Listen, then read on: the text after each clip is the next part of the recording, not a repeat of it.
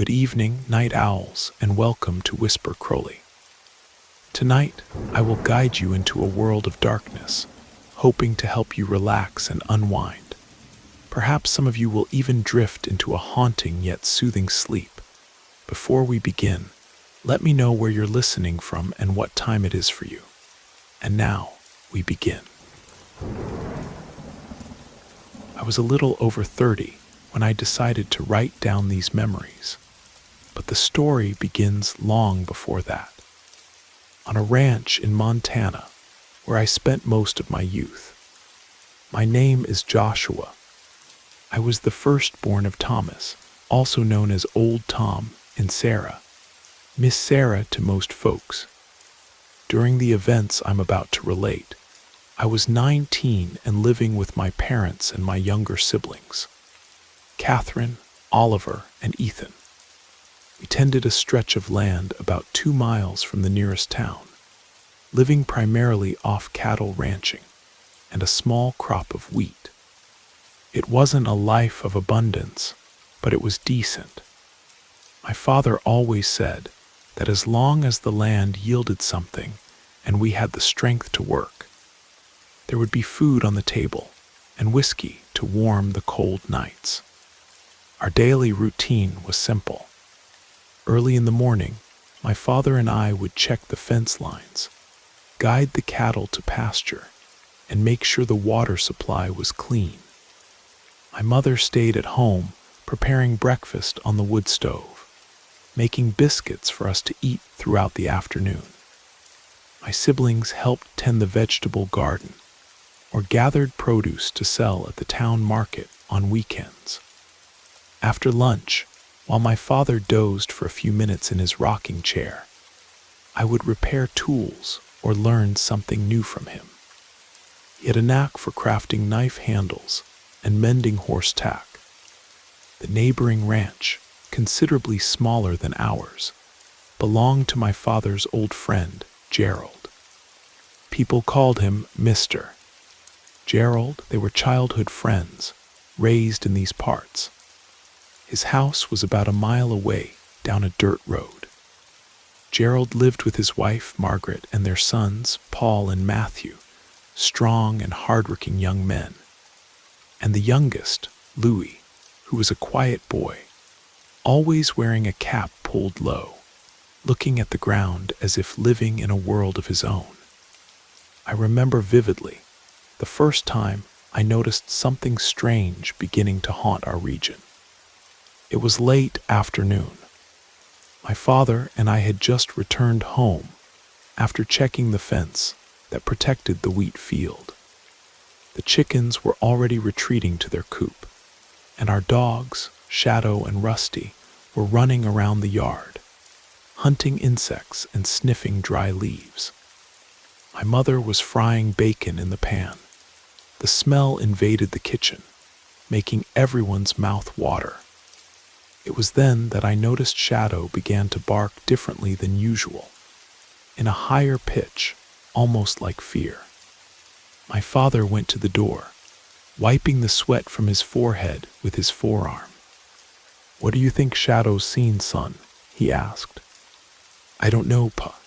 If it were people coming, he'd be wagging his tail or trying to charge, but this is different." We went out to the yard. Shadow was growling at nothing, ears up, tail between his legs. Rusty, meanwhile, was quiet, curled up near the hog pen. We passed a kerosene lamp over the area, but found nothing except confusing tracks. They weren't cattle marks or horse hooves. They looked like the footprints of a large animal, incomplete, as if walking sometimes on 2 legs, sometimes on 4. It sent a chill down my spine. My father tried to explain. Could be a wild boar, but who knows? We closed the kitchen door earlier that night, and each of us went to sleep with the feeling that something different was prowling around our property. In the nights that followed, the dogs showed equal nervousness, barking incessantly when the moon rose in the sky. My father was always a skeptical man, but you could see the worry in his eyes when he noticed Shadow and Rusty growling toward the corral. He grabbed his flashlight and walked over there with me following close behind. We found nothing, but we smelled a strong odor from an animal we couldn't identify. A few days later, reports surfaced that chickens were disappearing from neighboring homes. Once Matthew, Gerald's second son, came to visit us. "Have you noticed anything strange around here?" he asked, scratching the back of his neck with a worried expression. "Back at our place, 3 chickens have gone missing, and even a piglet my father was raising for slaughter. The curious thing is there's no sign of anyone breaking through the fence." My father avoided commenting much, but exchanged a serious look with me. The truth was, we had also found unusual footprints, and one day we even saw blood on the grass, but we never found any injured animal. Still, I decided to share what little we knew, because Matthew seemed to really want help. "Matthew, we've also noticed some strange tracks, but we don't know what it is. It's a big creature, walks in an odd way. My father thinks it might be a mountain lion, but I'm not so sure. Mountain lion in this region? Almost impossible. I haven't seen any sign of one around here in years," said Matthew. "I'll talk to Pa. Maybe we can keep watch together." Gerald and my father met to talk. They sat on a bench near the wood stove, each with a cup of strong coffee. I tried to listen, but they spoke quietly. Afterward, they announced they would conduct a night search. They wanted to discover once, and for all what was prowling around our lands. They decided to take air rifles and one of Gerald's dogs, Spark, who was pretty smart. So on a starry pre-dawn morning, we all headed to the boundary between the 2 properties. We stayed alert to any twig snap or movement in the tall grass. The moon was waning, so the darkness hindered more than helped. We walked with flashlights close to our chests, avoiding illuminating too far ahead so as not to scare off the possible creature. At a certain point, Shadow and Spark began to growl toward a spot near a thicket of trees. There was a sound of something dragging itself, a hoarse noise that made my whole body shiver. We ran over, but all we saw were leaves swaying and footprints much deeper than we expected. And again, that impression that the animal walked upright. For a moment, my father looked at Gerald with an expression I'd never seen before, as if he were facing something he couldn't comprehend. "If this keeps up, I'm going to have to take action," said Gerald, pointing his flashlight in the direction of the marks. "I can't let this destroy my livestock." We also didn't want to lose any more animals, and the uncertainty of dealing with something unknown was more terrifying than facing a mountain lion or a wolf. I returned home with a head full of questions. I didn't sleep properly all night, listening to the wind shake the cottonwood leaves in the yard. My mother's voice sounded softly in the hallway, praying for protection over our lands. The next morning, Margaret appeared with an expression of apprehension. She said Louis had been even more reclusive, spending hours missing in the woods without telling anyone where he was going. This wasn't big news to us, as we were already used to his ways, but something in the way she spoke made me uncomfortable. It seemed like Margaret feared Louis had some involvement with all of this, though she didn't want to admit it or understand why. A few weeks passed with increasingly worrying reports. Injured goats on other ranches, a missing horse, chicken coops emptied with no sign of human intrusion. My father and Gerald decided to act more directly. They organized an ambush on a night with a waxing moon. They positioned themselves at strategic points, my father and I behind our barn, Gerald and Matthew near their hog pen. Paul, the oldest, stayed with Margaret to protect her. Catherine, Oliver, and Ethan locked themselves in the house under my mother's care, anxious about what might happen. It was around midnight when it all began. I was leaning against the barn wall, holding the rifle firmly, when I heard Shadow and Rusty barking desperately from the other side, near the corral. My father whispered, "Go see what it is, but don't take risks." I ran crouched, trying not to make noise. About 30 feet away, I heard a sharp crack of branches followed by a growl. It wasn't a mountain lion's roar, and didn't sound like any animal I knew. I pointed my flashlight, trembling with nervousness. I could only make out a dark shape, much larger than I would expect from a wolf or dog. The creature looked in my direction for an instant as if sensing my presence, and in that brief contact, I had the clarity of a pair of eyes reflecting the light. An intense shine, full of rage or pain I can't explain. Before my father could approach, the beast lunged into the woods, disappearing at an absurd speed. I called to my father, who arrived breathless, pointing his rifle.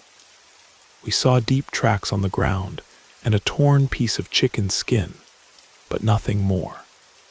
We decided to head to Gerald's property to see if they had found anything. There we found Matthew frightened, saying he had heard noises near the house, and that Paul had spotted a shadow moving around the chicken coop. We all ran to search the place, but there were only footprints similar to ours, plus many feathers on the ground and some dark stains. Shortly after, we realized Louis was nowhere to be found. Paul said his brother hadn't been sleeping at home for days, as he would arrive in the small hours or even spend the night away. We were worried, but Matthew shrugged. "You know how Louis is, Pa. From time to time, he disappears into the woods, must have gone back to that old shed where he likes to sit and think about his things." Gerald's face grew heavy. To say Louis is quiet is one thing, but to disappear like this when this creature is attacking doesn't make sense. He shook his head without finishing his thought aloud, but you could tell the situation was eating away at his father's heart. We returned to our house, but my father spent the night wide awake, sitting on the porch holding his rifle, while my mother brewed coffee on the wood stove to keep him alert. I tossed and turned in bed, trying to forget the eyes I'd seen in the darkness. The following night, around 2 in the morning, I was awakened by the frantic barking of the dogs. I got up, grabbed my rifle, and joined my father, who was already running toward the chicken coop. From a distance, we spotted a shadow by the fence. My father fired into the air, trying to scare off the intruder. For a second, the figure seemed to hesitate, but soon moved with inhuman speed and disappeared into the darkness. We ran to the chicken coop, and it was horrifying. Half of the chickens were dead or wounded, blood scattered on the beaten earth floor. "This can't continue, Joshua," my father told me, wiping the sweat from his forehead with his sleeve. "Tomorrow I'll arrange with Gerald to set a better trap." And so it was done. My father and Gerald called Matthew and Paul for a definitive ambush. I would stay on the side of the house, keeping watch with Shadow and Rusty. Matthew would hide among the trees with Spark, and Paul would stand guard at the entrance to the ranch, near the gate.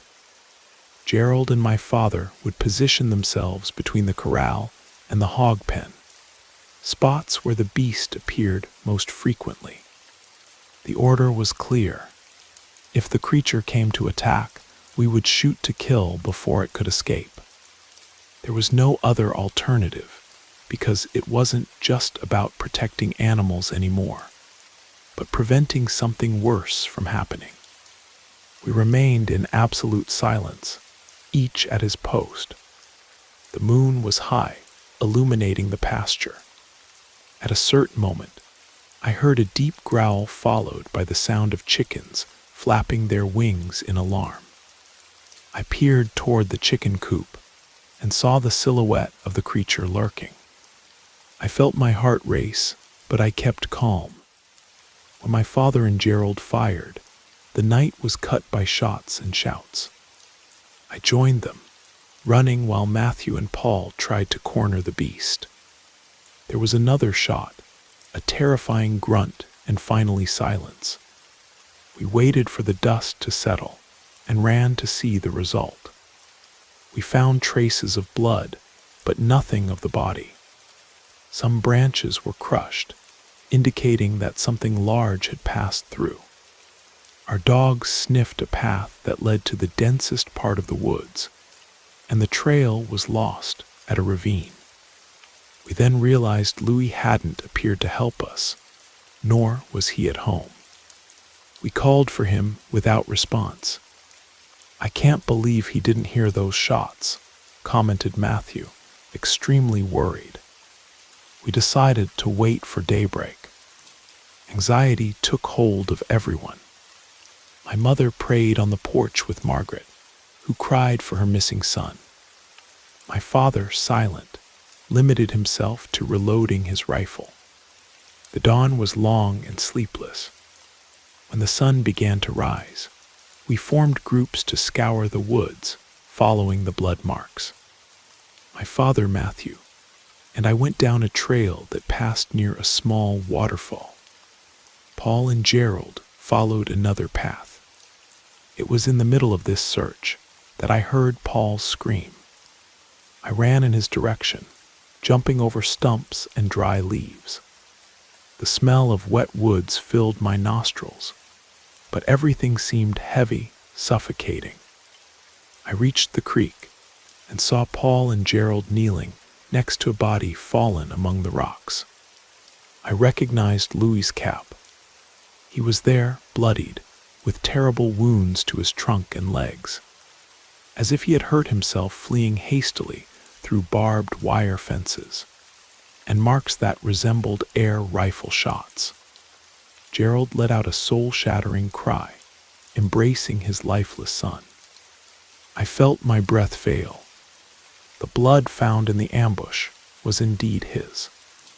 At that moment, I understood the beast that had been attacking.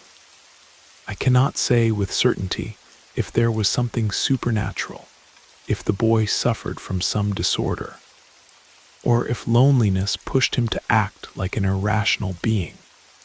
But all evidence pointed to him being responsible for the attacks, or at least directly involved. The shots we fired, believing we were killing a ferocious predator, in reality, took the life of a person we had known since childhood. We carried Louis's body back to the house, where Margaret collapsed in tears.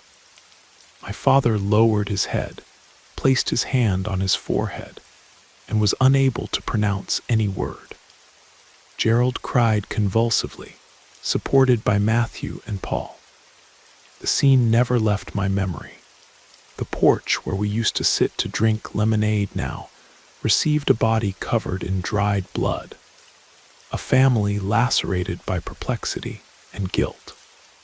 After the burial, which happened quickly, Gerald and Margaret decided to leave.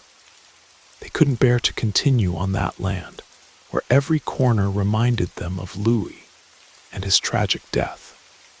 They packed a few things in an old car and left without looking back. On that day, I realized that the lifelong friendship between my father and Gerald was irreversibly broken. We stayed there alone, facing the shards of a routine that would never again be what it was. The following weeks were somber. My father began to speak less than he used to, limiting himself to working in the fields and retiring early to his room. My mother tried to keep the house in order, but even she, who used to sing tunes while preparing lunch, now preferred silence. Catherine, Oliver, and Ethan were afraid that everything would repeat itself. But the truth is that after Louis's death, the footprints disappeared, and there were no more attacks. Still, the tension remained impregnated in the walls of the house. One afternoon, when I was returning from the town market, I met a young woman named Laura on the road. She sold honey and handcrafted items. I asked if she wanted a ride in the wagon, and she accepted. We talked a little, and I felt strangely at peace. That was the first time since the tragedy that I managed to speak without a heavy heart. Laura was from a simple family from another rural district. She sold her goods to help her sick mother. We began to see each other more frequently on the road or in the small town square, always exchanging confidences. I didn't talk much about what happened with Louis because it was too painful, but she perceived my sadness. Gradually, our friendship grew, and so did the desire to build something alongside her. Time went by. My mother noticed I had changed my mood and approved of my friendship with Laura. My curious siblings kept asking when I would officially introduce her to the family. My father remained on the sidelines, but never seemed to oppose the idea of me having someone. I think he, in a way, wanted me to find some relief, a reason to move forward. In the meantime, other problems arose. Heavy rains flooded part of the ranch, and our livelihood became even more uncertain. I saw my father lose the enthusiasm of before, as if Louis's death and the falling out with Gerald had taken his courage with them. Catherine and Oliver talked about studying in the city, and Ethan wanted to learn a trade to leave ranch life.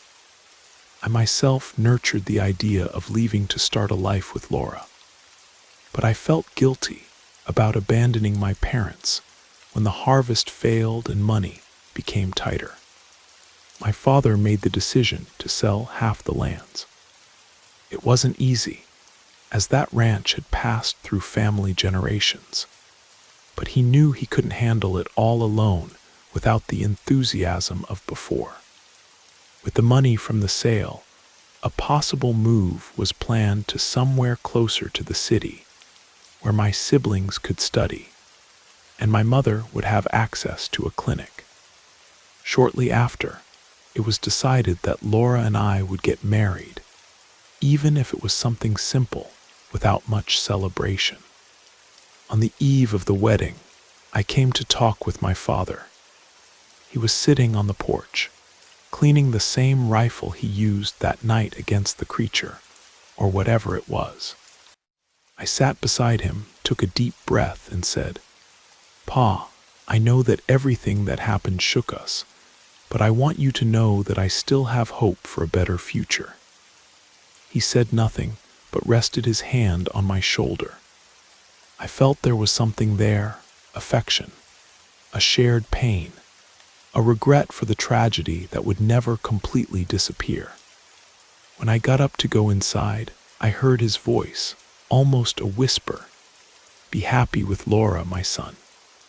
And if you ever meet Gerald out there somewhere, tell him I'm sorry, but I did what I thought had to be done."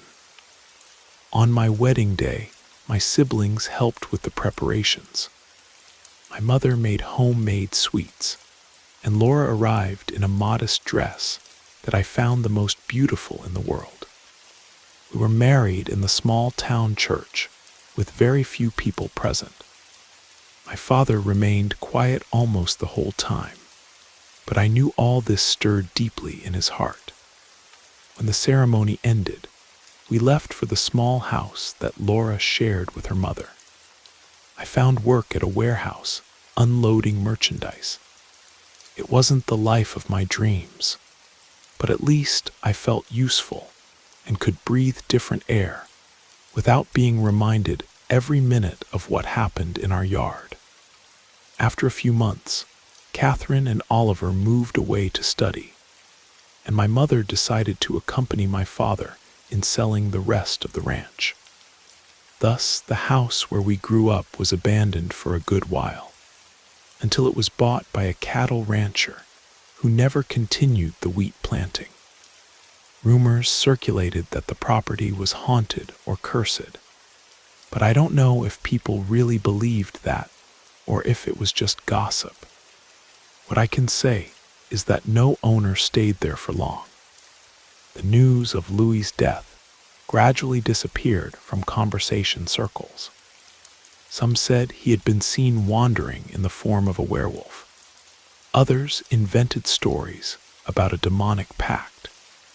For me, however, I was left with the impression that Louis suffered from some condition, perhaps a psychological problem that led him to wander at night, attack animals, and behave like a beast without realizing he was putting his life at risk. I'm not sure if there was something truly supernatural, but even today, when I remember those eyes shining in the dark, I feel a chill that makes me doubt rational explanations. Time took care of placing each of us in a new place. Laura and I formed our family, and my elderly parents went to live in a simple house in the same town where I worked. Catherine and Oliver led their lives, while Ethan returned to dealing with crops in another region. I never received news of Gerald or Margaret. Be that as it may, every full moon night, when the wind whistles on the roof, I still remember the sequence of shots, the growl amid the shadows, and the sad image of Louis stretched out on the banks of the creek. I know that although no one in my family mentions the subject, that pain continues there, silent, dormant. If someone asked me what advice I would give to someone in a similar situation, perhaps I would say that talking to those who appear to be suffering can prevent tragedies. But at the time, my father and I didn't have this clarity. We acted in the heat of tension, believing a monster was devouring our animals. The truth is that the monster is sometimes the most fragile and hidden side that exists within us. Today, as I write these lines, I don't intend to convince anyone that it was a supernatural beast or a simple case of mental confusion. I tell what I felt and saw, and I recall the desperate expression of Gerald upon realizing what we had done without intention. Life went on, but the scar remained in each of us as a reminder that darkness can manifest in different forms, even in those we least expect. And this, I confess, still gives me nightmares from time to time. In the silent early mornings, when the wind seems to bring whispers from the past.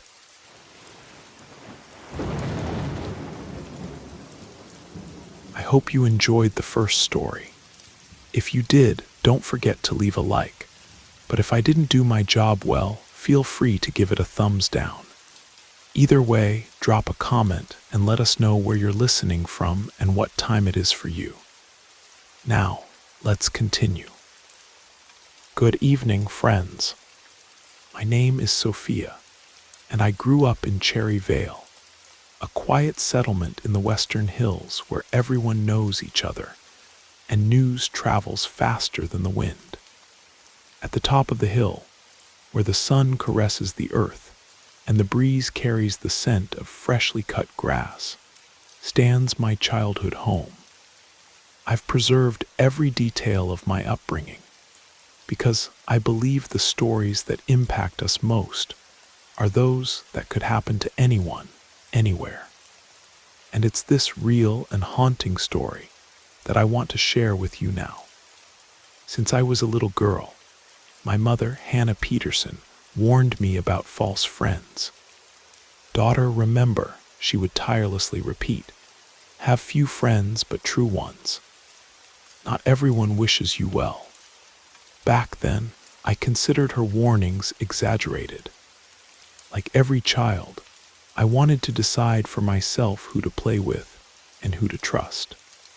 But as time passed, I observed my mother dealing with people who tried to take advantage of any situation, heard stories of betrayals and slander from those you least expected. Still, I thought things would be different for me. I hadn't wronged anyone, so why should I doubt people's intentions? I grew up in that small brick house at the top of a steep street with uneven cobblestones. Every day I watched my mother struggle to pay bills, care for me, and still help with the family's buckwheat fields.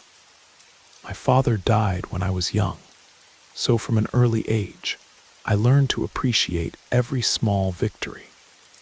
In my teenage years, I began attending Dawn Academy, a simple institution but with good teachers. We didn't always have all the resources we needed, but rural life taught me to value what was available. At 16, I could already handle many household chores, and on weekends, my mother would take me to Mr. Michael's store, where I helped serve customers and count change. That's when I met Larissa, a girl with a wide smile and soft voice. She wasn't from Cherryvale, having moved there recently. Perhaps because of this novelty, I grew close to her without reservations. Larissa occasionally visited the store, chatted with me, and always had some kind or funny comment to make. Gradually, that special girlhood friendship developed between us. We shared complaints about difficult exams, dreams about the wider world, and even typical insecurities of our age. During classes, we sat together, exchanging notes or whispering. I thought, what a wonderful girl. I hope our friendship will be long-lasting. However, as time went on, some of her actions began to cause me slight uneasiness, though I didn't want to admit it. When we had lunch together, Larissa would suggest I pay the bill, claiming she had no money at the moment. At classmates' birthdays, she always arrived empty-handed, but left with gifts she had borrowed, or ate treats without even saying thank you. I tried to view this as her personality quirk rather than a character flaw. Yet deep down, I remembered my mother's warnings, but I didn't want to distance myself, believing my trust and openness could overcome any barriers between us. After finishing high school, I enrolled in accounting courses in a neighboring town, while Larissa showed little interest in studying.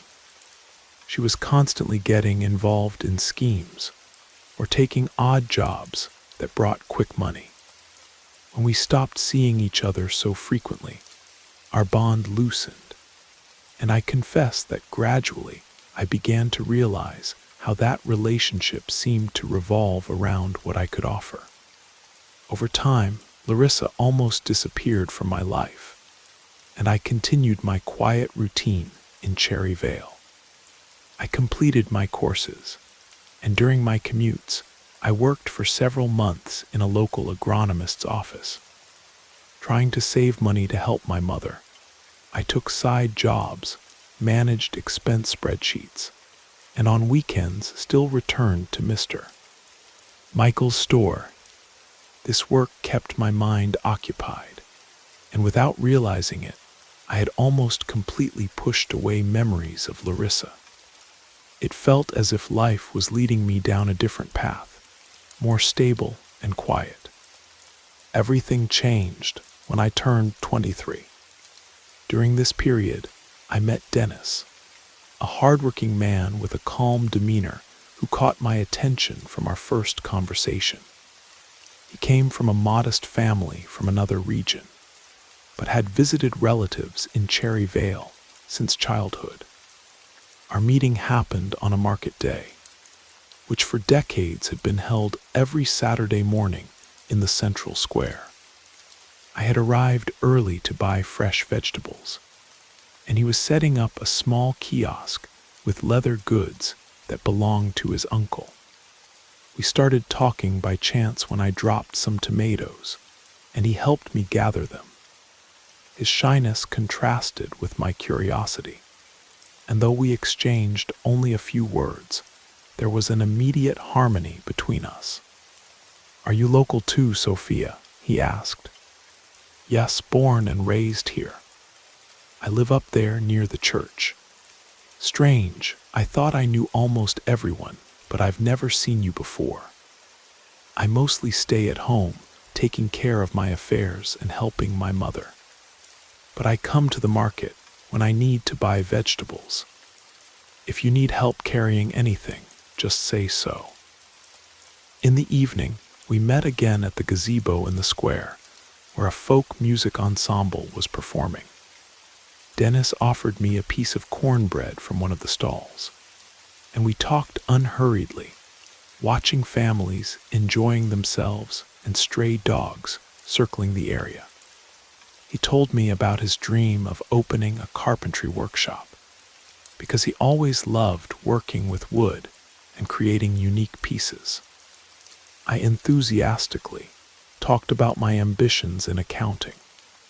Soon we were seeing each other every day, each conversation bringing more affinity and understanding. It felt as if I had finally found someone who saw me beyond my gestures of kindness and my limited life experience. In the following months, we started dating. Cherry Vale is small, so everyone quickly found out, and my mother, proud, grew very fond of Dennis.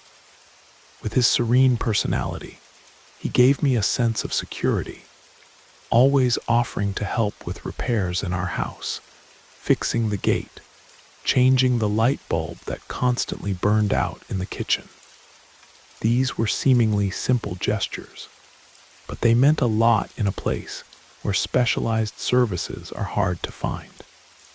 When we had been together for about a year, we decided to get married. The ceremony was very simple, in Cherry Vale's chapel. There were no fancy decorations, but there was sincere joy in the smiles of the guests, almost all our neighbors and relatives. I felt lightness in my heart, full of hope and ready to build a strong family. During the celebration, I remembered how unpredictable life is. I was beginning a new chapter, and could never have imagined that in that very place, fate would bring someone back from my past to shake everything up. After the wedding, I moved into Dennis's house, located on a plot of land away from the center, surrounded by trees, with a large yard where chickens scratched around the cabbage patch. I created a cozy home there, full of small joys. I stopped working formally to dedicate myself to the role of wife, and after almost 2 years, I became a mother. I had a boy, Thomas, who completely transformed my life. Despite financial difficulties, as Dennis was still saving money to open his own carpentry shop, we managed well. I helped with occasional accounting work for acquaintances, and this provided us with additional income. My life flowed peacefully, divided between caring for little Thomas, cleaning the house, and preparing lunch for Dennis, who worked in an improvised woodshop behind a small rural furniture store. But Cherry Vale also had its religious festivals, annual fairs in the square, processions, and folk music circles. So occasionally, we would emerge from our isolation to have a little fun. My relationship with Dennis was stable, and I thanked every day for having found an attentive husband. But in real life, things rarely remain 100% stable for long. As the end of the year approached, the town began preparing for Christmas. In Cherry Vale, there are no large shopping malls or sophisticated lights, but each resident likes to decorate their window or set up a nativity scene in the living room. Dennis and I were no exception. I bought colored lights, hung crepe paper chains, and placed the nativity scene near the tree, improvising with burlap pieces to simulate straw. It was on one of these preparation days that the past knocked on my door. Larissa returned. She appeared with a smile that reminded me of those teenage times, but there was a different gleam in her eye, or perhaps the innocence I thought I had known was missing. She was well dressed, in a tight dress and high heels, carrying a purse too expensive for Cherry Vale standards. My mother had stopped by that morning to help care for Thomas, and ended up witnessing Larissa's arrival. I remember her eyes narrowing in suspicion, but she politely withdrew to the yard, allowing us two to talk. "My goodness, Sophia, how I've missed you. How are you? Surprised to see you here. It's been a long time since we talked." "Yes, I've traveled a lot in recent years, but decided to take a break from the hustle and return here. I came to visit distant relatives and, of course, had to find a way to see you. I'm glad you're well. I'm married, have a son who's almost 2 years old." "Girl, that's wonderful," she said, looking around curiously. "This house is so lovely, good for you." I couldn't help but notice the evaluating look with which she examined every corner, as if measuring the value of everything. Despite the discomfort, politeness prevented me from immediately sending Larissa away. I offered coffee and cheese pastries, which she accepted without ceremony. We talked for about 20 minutes, then she left without much farewell, but before that, she hinted she would stop by more often. My heart tightened because I remembered my mother's advice and some old memories. That evening I talked with Dennis, who didn't seem to mind. On the contrary, he said it would be good for me to have someone to chat with occasionally. I, however, wasn't sure I wanted to strengthen ties. But life went on, and if Larissa was just a curious acquaintance, perhaps everything would remain as it was. But that's why, a few weeks later, Larissa's presence became insistent. She would appear in the morning without calling ahead, knock on the gate, bring some sweets or cornbread that she claimed to have received as a gift, and talk for a long time. At first, I tried to be welcoming, but quickly realized she wanted to know about our financial situation, about the progress of Dennis's plans to set up the carpentry shop. She asked if I really believed in his ideas, if I didn't think it was all too slow. This caused me discomfort because it sounded like she was sowing doubt. On the rare occasions when Dennis was home when Larissa arrived, I noticed she tried to engage him in conversation. Her way of telling jokes, laughing too loudly, making exaggerated compliments, it all seemed a bit artificial to me. During a Sunday lunch, she suddenly appeared with the excuse that she missed Thomas. I sat with them in the kitchen, and then she began commenting on craftsmanship, suggesting partnerships, saying she had contacts in other cities, and that Dennis could earn much more money if he expanded the business. He, naturally enthusiastic, listened to everything with interest. My mother, who sometimes stayed with us on weekends, pulled me aside and whispered, "This girl doesn't sit well with me, daughter. Be careful with what she might do. People who come out of nowhere with easy proposals usually have hidden intentions." I felt it too, but didn't want to create an immediate conflict with Larissa. Nor did it seem prudent to argue with Dennis over a friend who had just returned. I tried to live normally, hoping that this was all just a bad feeling. But circumstances began to show me that something really wasn't right. After a few days, I noticed that Dennis had become more absent than usual.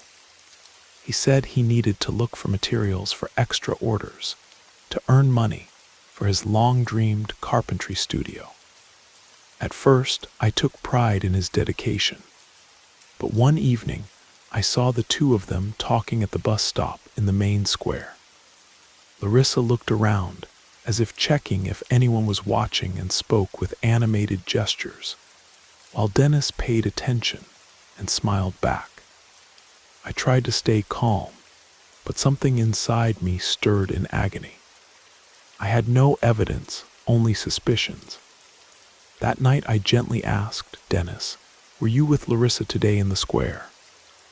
"Oh, yes, she found me by chance and said she has a friend who could invest in a workshop. You know, this contact could change everything for us, Sophia." "I hope so. But just be careful not to trust too much in those who promise a lot." He didn't like my tone. I noticed he was defending Larissa more than I expected, perhaps enchanted by the possible advantages she offered. Even with a heavy heart, I tried to suppress my concern. However, my anxiety only grew. Every day there was a new pretext for Larissa to appear at our house. When she didn't come, I would discover that Dennis was meeting her somewhere in Cherry Vale. One afternoon, he left his phone charging in the living room, and while I was organizing some documents, a message arrived. I couldn't resist looking. That preview on the screen revealed a snippet that ended with, "If you want, I can help you solve this another way." My body froze. That phrase seemed innocent, but the way Larissa communicated with Dennis sounded too intimate. I didn't open the conversation for fear of being discovered, but the suspicion became enormous. When Larissa appeared, I noticed she avoided being alone with me. Whenever my mother or Dennis appeared, she would jump from one topic to another, making it impossible for me to get a word in when I tried to confront her. "Larissa, is everything okay? Do you need something?" "Nothing, friend, just passing by." Must be nice to live so close to nature, right? I had the impression she was playing dumb, but with calculation. It was as if she enjoyed seeing me confused. And there was another issue. Dennis was gradually changing his behavior. He became anxious, wouldn't look me in the eye, and when I asked about his plans, he answered vaguely. Their closeness was undeniable, and it was eating me up inside. One night came when, returning from the store, I saw Dennis and Larissa in the backyard. They were talking quietly, looking tense. I froze by the door, not knowing whether to advance or not. That's when Larissa touched his arm and whispered something that made him hesitate. I approached, trying not to hide, but also not wanting to appear aggressive. They heard my footsteps and immediately moved away from each other, pretending they were talking about business. There was no fight at that moment because Thomas cried in his crib, and I had to go to him. But I spent the night sleepless, suffocating from the pain of suspicion. In the following days, the situation only worsened. Dennis looked at me with guilt, but also with a certain impatience, as if he were irritated by my concern. Larissa, for her part, appeared and disappeared from Cherry Vale at her whim, but always left traces. A note apologizing for not meeting me, a quick message on my phone. People around began to comment, almost with pity, because in a small town, everything becomes gossip. My mother, always cautious, insisted that I take care of myself, pray, and not enter into arguments that could harm me. Pray, Sophia. Have faith. Don't let evil enter. If this girl came to disturb you, your faith will protect you. I was never very mystical, but at that moment, I was looking for any support. Then a neighbor recommended Mrs. Oksana, a folk healer known in Cherryvale for removing evil eyes and warding off evil. One day, holding Thomas in my arms, I went to her house, a simple clay house with a small garden in the corner. I was greeted with a warm smile. "Come in, child. Sit down, make yourself at home. Thank you, Mrs. Oksana. I came because I'm having problems. I feel a strange energy in my house, in my life." The healer didn't ask for details, but raised a branch of wormwood, asked me to close my eyes, and began to whisper fragmented prayers. The smell of fresh herbs filled my nostrils, along with the smoke of a lit candle. Mrs. Oksana explained, "Sometimes, when we experience situations with intrigue, envy, or betrayal, negative forces accumulate. It's important to protect yourself, pray. Keep your thoughts elevated. I'll give you a sachet with coarse salt and other herbs. Place it under your pillow at night and ask for protection. This doesn't guarantee things will resolve quickly, but it prevents evil from fully taking hold." I accepted it, even not knowing if it would work. That night I placed the small sachet under my pillow and recited the Our Father and Hail Mary in a quiet voice so as not to wake Thomas and so Dennis wouldn't notice. It was the first time in a long time that I slept without nightmares. I don't know if it was through suggestion or the force of destiny, but I began to notice strange signs around the house. Several chickens found dead in the yard, with no signs of animal attack. Things I kept in one place appeared in another. A cold draft of air was felt in the corridors, especially as night fell, even when the December heat was unbearable. Many times I woke up in the middle of the night with the distinct feeling that someone was watching me. One morning I found a piece of cloth rolled up almost like a doll, but with several hairs that weren't mine. I shuddered, threw it all in the trash with a feeling of revulsion. Just in case, I strengthened my faith, praying every night and keeping the sachet of coarse salt with me. Perhaps they were coincidences, but I was increasingly convinced that Larissa had come not only for business, but to destabilize my home. Her ambitions never had limits, and if she wanted to entangle Dennis, she would spare no means. It was during this period that I heard some stories about Larissa's past. One neighbor, Mrs. Darina, commented that before arriving in Cherryvale, she had allegedly been involved in illegal schemes, traveling from city to city with a father who was a smuggler. Another gossip in the region swore that Larissa had closed her body with some famous witch and used charms to obtain favors and advantages.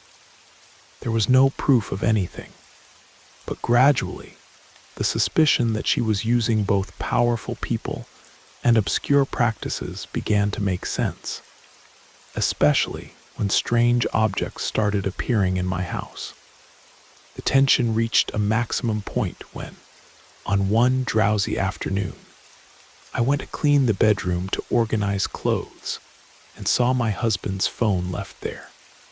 Curiosity overcame me. I opened the conversations.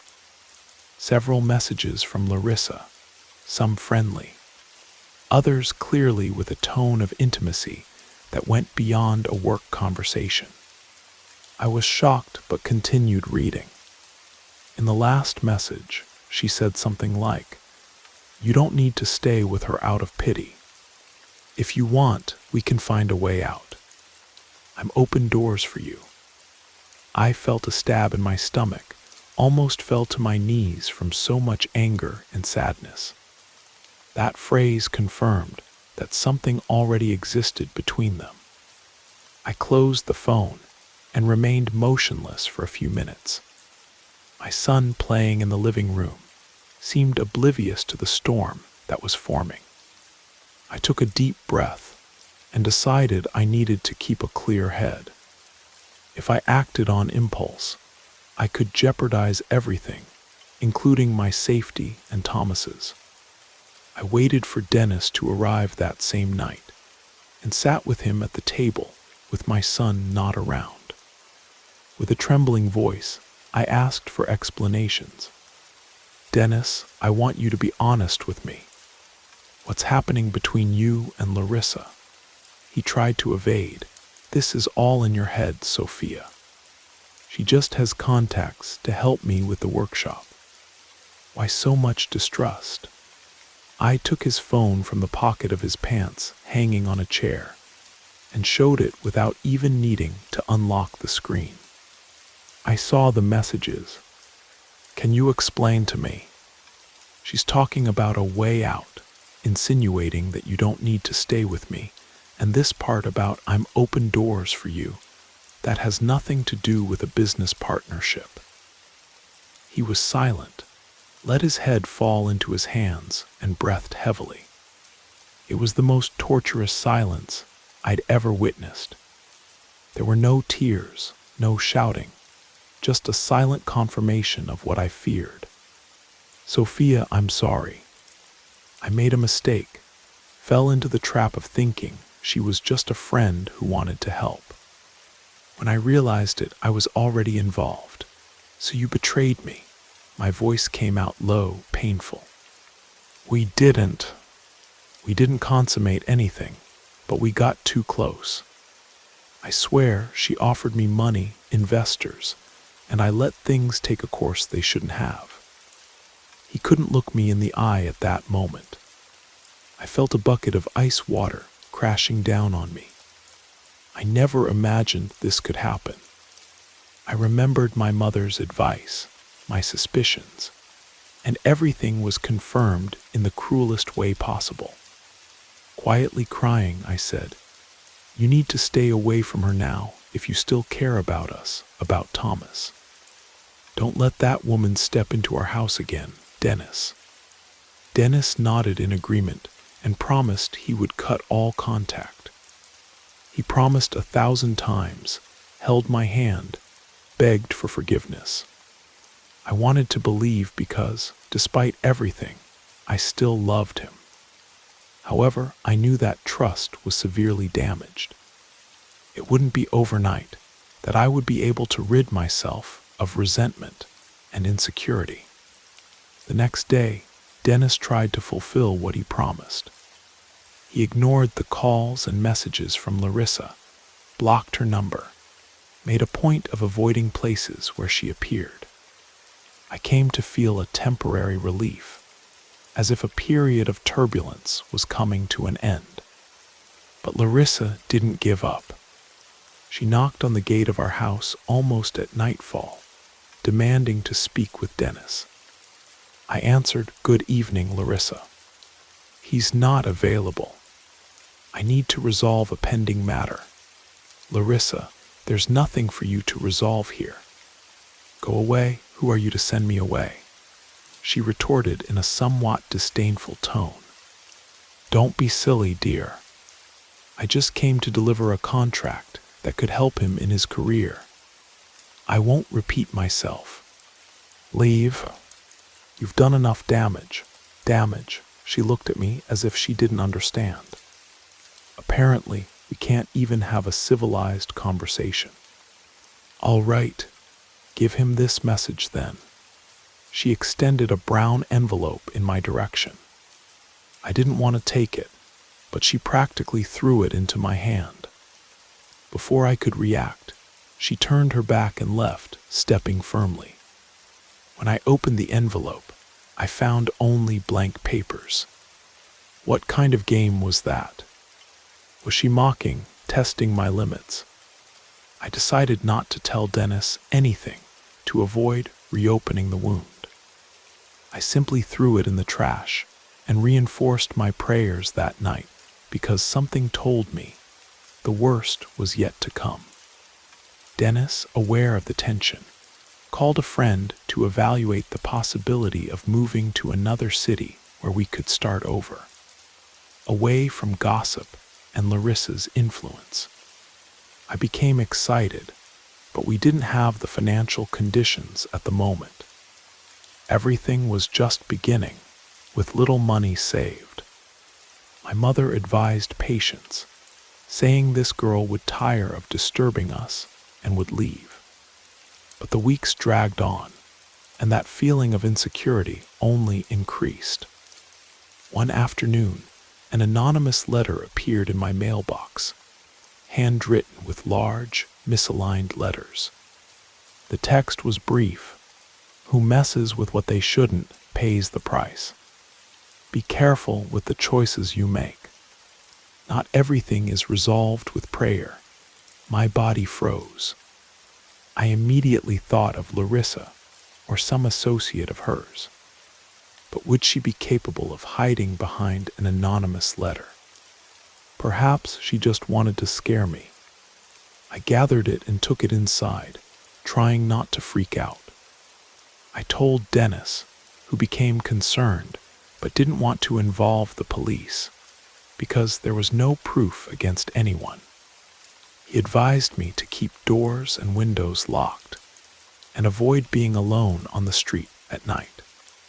I was living in my own house as if I were a prisoner of fear. During that time, I repeated every night the ritual taught by Mrs. Oksana with sprigs of wormwood and a lit candle, asking for peace and protection. Although not fervently devout, I found some comfort in these gestures. I needed to feel supported, even if by something invisible. One late afternoon, while washing dishes, I heard voices in the yard. I left the faucet running and ran to see who was there. I recognized Dennis's silhouette, but couldn't distinguish the other person because of the shadow of the mango trees. I approached quietly and saw that it wasn't Larissa, but a man in a hat, probably her friend, because he was saying, "Look, Dennis, you shouldn't have cut contact with Larissa like that. You're going to end up complicating things. She doesn't like being ignored, you know." My heart raced. Who was he? What serious matter could there be between them? I realized that Dennis was cornered, trying to justify himself. I already said, I don't want any business with her. I have a family. I won't risk everything for an investment promise. They continued discussing quietly until the man left, leaving Dennis with a lost look. I tried to talk when he came in. Who was that? Nothing important, Sophia. A guy Larissa sent here to convince me. I won't listen to this. But fear was stamped on his face, and at that moment, something told me the situation went beyond a mere love triangle or some bogus business proposal. Perhaps Larissa was involved with people who didn't mind intimidating others to get what they wanted. This thought consumed me. I began to feel even more vulnerable, as if we were all in a maze with no exit. In the midst of this turmoil came the holidays. Normally, Cherry Vale celebrates its patron saints and prepares lively fairs, but I no longer had the head to celebrate anything. I stayed home taking care of Thomas and trying to deal with Dennis, who showed himself repentant but also disoriented. Meanwhile, Larissa's figure seemed omnipresent. Sometimes I heard comments from neighbors. She's been circulating with so-and-so. Be careful, huh? It seemed Larissa was always plotting some shortcut or advantage, and we were just another piece in this game. It was then that, on a gray morning, when opening the door to sweep the sidewalk, I came across a crumpled straw package tied with a red ribbon. Inside were black beads, a handful of reddish earth, and a note. I warned you. Don't blame me for what's to come. I trembled so much I almost sat down on the steps. I ran inside and called my mother, who arrived in a rush. We took all that content and burned it in the wood stove, praying to ward off any evil. But I was mentally shaken. The fear of physical aggression, or something more serious, haunted me for the following days. Meanwhile, Dennis, pressured by guilt and fear, said we needed to make a firm decision. Either leave for good or I would start legal proceedings against Larissa. But we had no solid evidence against her beyond anonymous letters and packages. It would be her word against ours, and she would probably deny everything. Not to mention that I was emotionally exhausted, devastated. My marriage, which was once my safe harbor, was now nothing more than a shaken structure with choking hurts and lies. My only certainty was the unconditional love I had for my son, and for him, I needed to stay standing. It was on a drizzly afternoon that the inevitable happened. I had gone out quickly to buy flour at Mr. Michael's store. Upon returning, I saw a figure pass by the side of the house. I entered cautiously, feeling my heart pulse in my throat. I heard voices coming from the backyard. When I approached, I came across a scene that would make anyone tremble. Larissa was there, staring closely at Dennis, as if trying to convince him of something or perhaps blackmail him. And what followed was a dialogue I engraved in my memory. "You think you can simply ignore me," she said with an angry tone. "I didn't leave Cherry Vale and come back to be ignored. I've returned to get what I deserve. I've already told you to leave me in peace. What you're doing is madness. Madness. Madness is you wanting to continue in this mediocre life, pretending everything is fine with your wife. Enough. Respect Sophia." At this point, I decided to appear and position myself next to Dennis. I spoke firmly, almost without trembling. The one who doesn't respect others' homes can't demand anything. You want to destroy my family, now you've come to threaten. She looked me up and down with disdain stamped on her face. "Funny, Sophia. You were always so naive. Thought I came here just for your well-being." And she let out a laugh that seemed hollow. Then she threw to the ground a small package, something like a fabric pouch with dry branches sticking out. She made to leave, but turned back and in an almost inaudible voice shot, "If the deal doesn't go through, someone gets hurt. It's that simple." It was then that in a flash of courage, I asked in a firm voice, "What deal is this that you talk about so much? Why are you persecuting us? What do you really want?" She stared at me coldly. "I want what was promised to me. You think I do charity. I'm in contact with people who finance big projects, and Dennis didn't honor his part." "What part?" "The part about leaving this pathetic life and bringing his name to partnership with me. It was simple, Sophia. Either he got involved in my schemes, or someone would pay the price. The choice was his, and now, by extension, yours."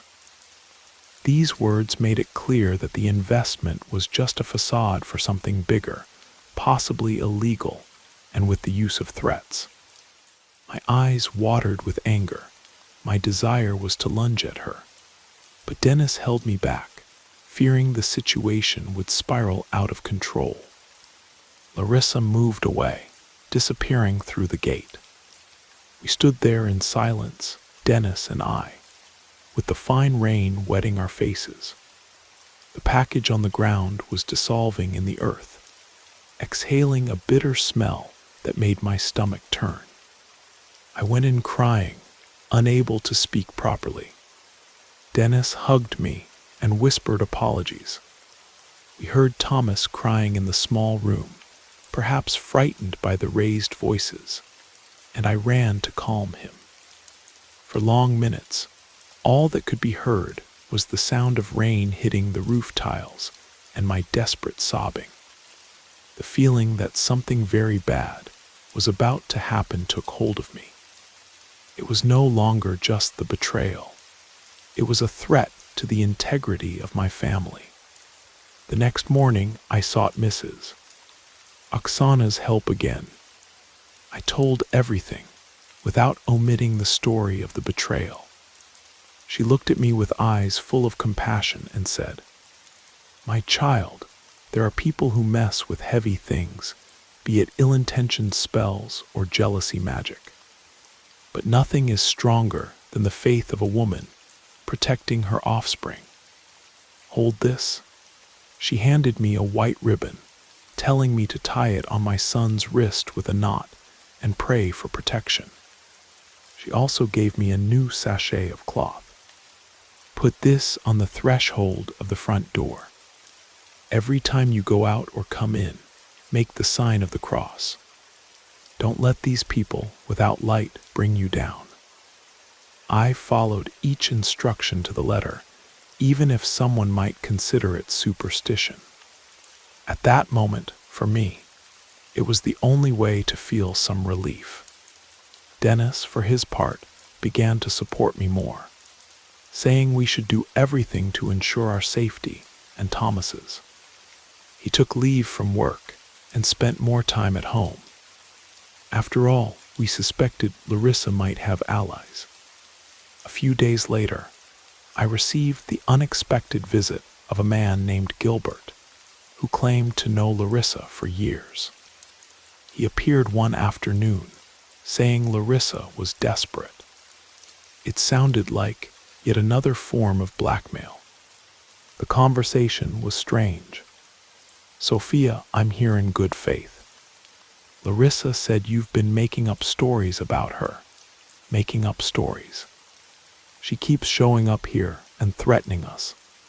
Please leave my house. Look, I just want to mediate things. Larissa has influence. She can resolve things quickly if you agree to collaborate." Collaborate with what? There's nothing to collaborate on here. Think carefully. This world is small. Sometimes it's worth keeping the peace rather than stirring up trouble. He left, leaving in the air the same suffocating sensation. We were being pressured to accept something undefined that now I already suspected was some illegal scheme, perhaps involving smuggling, quick money, or money laundering. I went to talk with Dennis. They want money, want us to get involved in what? I don't know, Sophia. I'm as confused as you.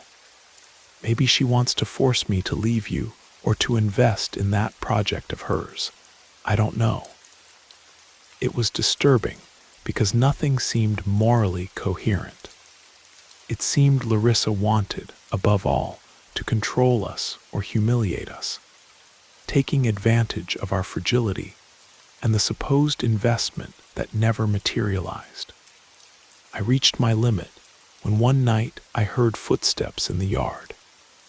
Dennis was in the shower. Thomas was asleep. I went to check. The street light reflected a shadow, moving slowly among the trees. I gathered courage, opened the door gently, and called out, "Is anyone there?" I heard no response, but the footsteps stopped. A A stab of fear pierced my spine. I had left a candle lit by the door that Mrs. Oksana had recommended. Suddenly, the wind extinguished that flame. My heart raced. I went back inside without seeing anything concrete, but feeling there was a presence around. I closed everything, tried to call the police, but the signal was bad. I spent the rest of the night on vigil. Dennis, no matter how much he tried to calm me, was also frightened. We thought about moving to my mother's house, but we feared this would attract even more attention. From that day on, I began to sleep less and less. I heard rumors that Larissa was curiously missing. They said she had traveled to resolve personal problems. The atmosphere, however, didn't improve. At any noise in the yard, I trembled. I saw silhouettes when I closed the curtains at night. I didn't know if it was the fruit of my imagination or something truly sinister. Even my son, who was calm, would wake up crying in the middle of the night, as if sensing the tension in the air. In this state of nerves, a conviction arose in me. I couldn't continue living like this. I called Dennis for a definitive conversation. "Look, I'm leaving. I can't do this anymore. You'll still be Thomas's father, but I can't live in this torment. You made a mistake, you acknowledged it, but this shadow that remains between us, I can't overcome it. Sophia, please don't leave me now. I'll protect you and our son. You say you'll protect me, but how?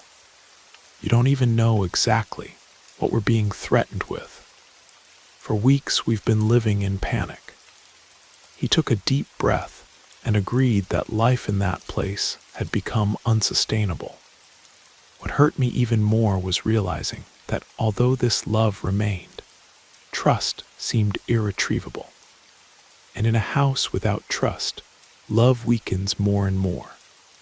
I knew I needed shelter, and the only person I truly trusted was my mother. So I packed our things quietly, without making a fuss. I waited for a day when Dennis needed to go out to handle documents at the registry office, and took the opportunity to gather my clothes and Thomas's. I called my mother, who came to pick us up in a cart. Before leaving, I left a note for Dennis explaining that I was leaving for a while. I didn't know if it was permanent, but I needed distance to keep my sanity. The first days at my mother's house were strange. I felt relieved not to be in that house anymore, but part of me cried for having left my marriage behind. Thomas, still small, found the change of environment strange, but gradually got used to the new routine. My mother, extremely concerned, made a point of praying with me every day, lighting candles and asking for protection so that Larissa wouldn't find us or send messages. Indeed, it seemed she had disappeared from Cherry Vale. It was only about 2 weeks later that I heard a rumor. Larissa had been seen in a disturbance at a gas station in another city.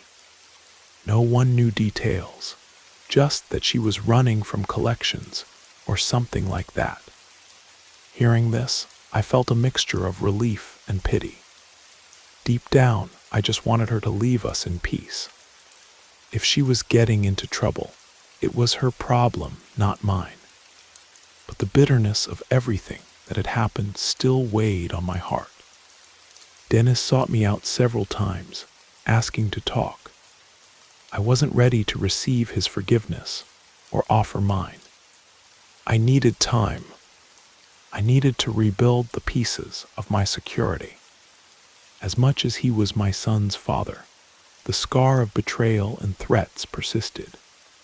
I kept thinking, did he really cut ties with her or with these strange people? I decided then to seek a fresh start. Gradually, I reestablished contacts for accounting work got some referrals, and began serving clients at my mother's house, improvising the living room table as an office. With the amounts I received, I saved everything to try to rent a small house. Thomas, meanwhile, grew happy, away from the tensions that marked our last months. And my mother was a pillar of strength, cooking for us, consoling me, and always reminding me that life never gives us a burden greater than we can carry. After a few months, when the dust settled and nothing more was heard about Larissa or threatening notes, I felt it was time to take a bigger step. I rented a small house near the church where I could raise my son with more freedom. Dennis approached, wanting to participate in Thomas's life, and we agreed he would visit regularly. I didn't resume the marriage, but we established a civilized coexistence for the sake of our son. So my life went on. Fear gave way to a desire to protect and strengthen myself. I learned the hard way that my mother's words were right. Be careful with friendships, because not everyone who calls you friend wishes you well. I also learned that faith, even when not full of blatant miracles, can bring us serenity to face the worst. I still keep the sachet that Mrs. Oksana gave me, now hanging on my house door. Whenever I go out, I pass my hand over it, a kind of amulet that reminds me of my own courage. To this day, I don't know exactly if the shadows I saw in the yard were the result of something supernatural, some spell, or pure psychological tension. Perhaps the bad energies that Larissa brought spread in such a way that I saw manifestations everywhere. What's certain is that at that time, I felt firsthand what it's like to live haunted by fear and uncertainty. Time passed, and I never had concrete news about Larissa again. Some say she got into trouble and ended up in another region. Others claim she left the country. It doesn't matter to me. Although the emotional scars still exist, I feel stronger than ever. Today I work in my own accounting office that I managed to set up thanks to savings and help from some relatives. I take care of Thomas without great luxuries, but with plenty of love. And I've started smiling again without needing to look over my shoulder. As for Dennis, we have gone separate but peaceful ways. He owned up to his mistakes, and in the end understood that once broken, bonds of trust are very difficult to rebuild. We maintain contact because of Thomas, and gradually, the hurt gave way to a different form of respect. Life is hard, but it also gives us chances to start over. And the most important thing I learned is not to underestimate the strength of a person protecting what's theirs. It takes faith to raise your head, courage to face those who try to bring you down, and wisdom to know when to leave. When I look back and recall every detail of this story, I feel a chill that not even the sun of the western hills can melt. Sometimes it all seems like a distant nightmare. Other times it seems everything is still alive, pulsing, like a reminder that evil can wear many masks, including that of a childhood friend. It was by a narrow margin that I didn't end up losing more than my marriage. I could have lost my peace of mind, and who knows, maybe even my life. Before we continue, I want to emphasize to you that I have only two true channels: Evoking Fear and The Gift, Tales of Terror. Any other channel that's not one of these two is just someone posing as me to discredit my work. Thank you for your understanding, friends. Let's continue.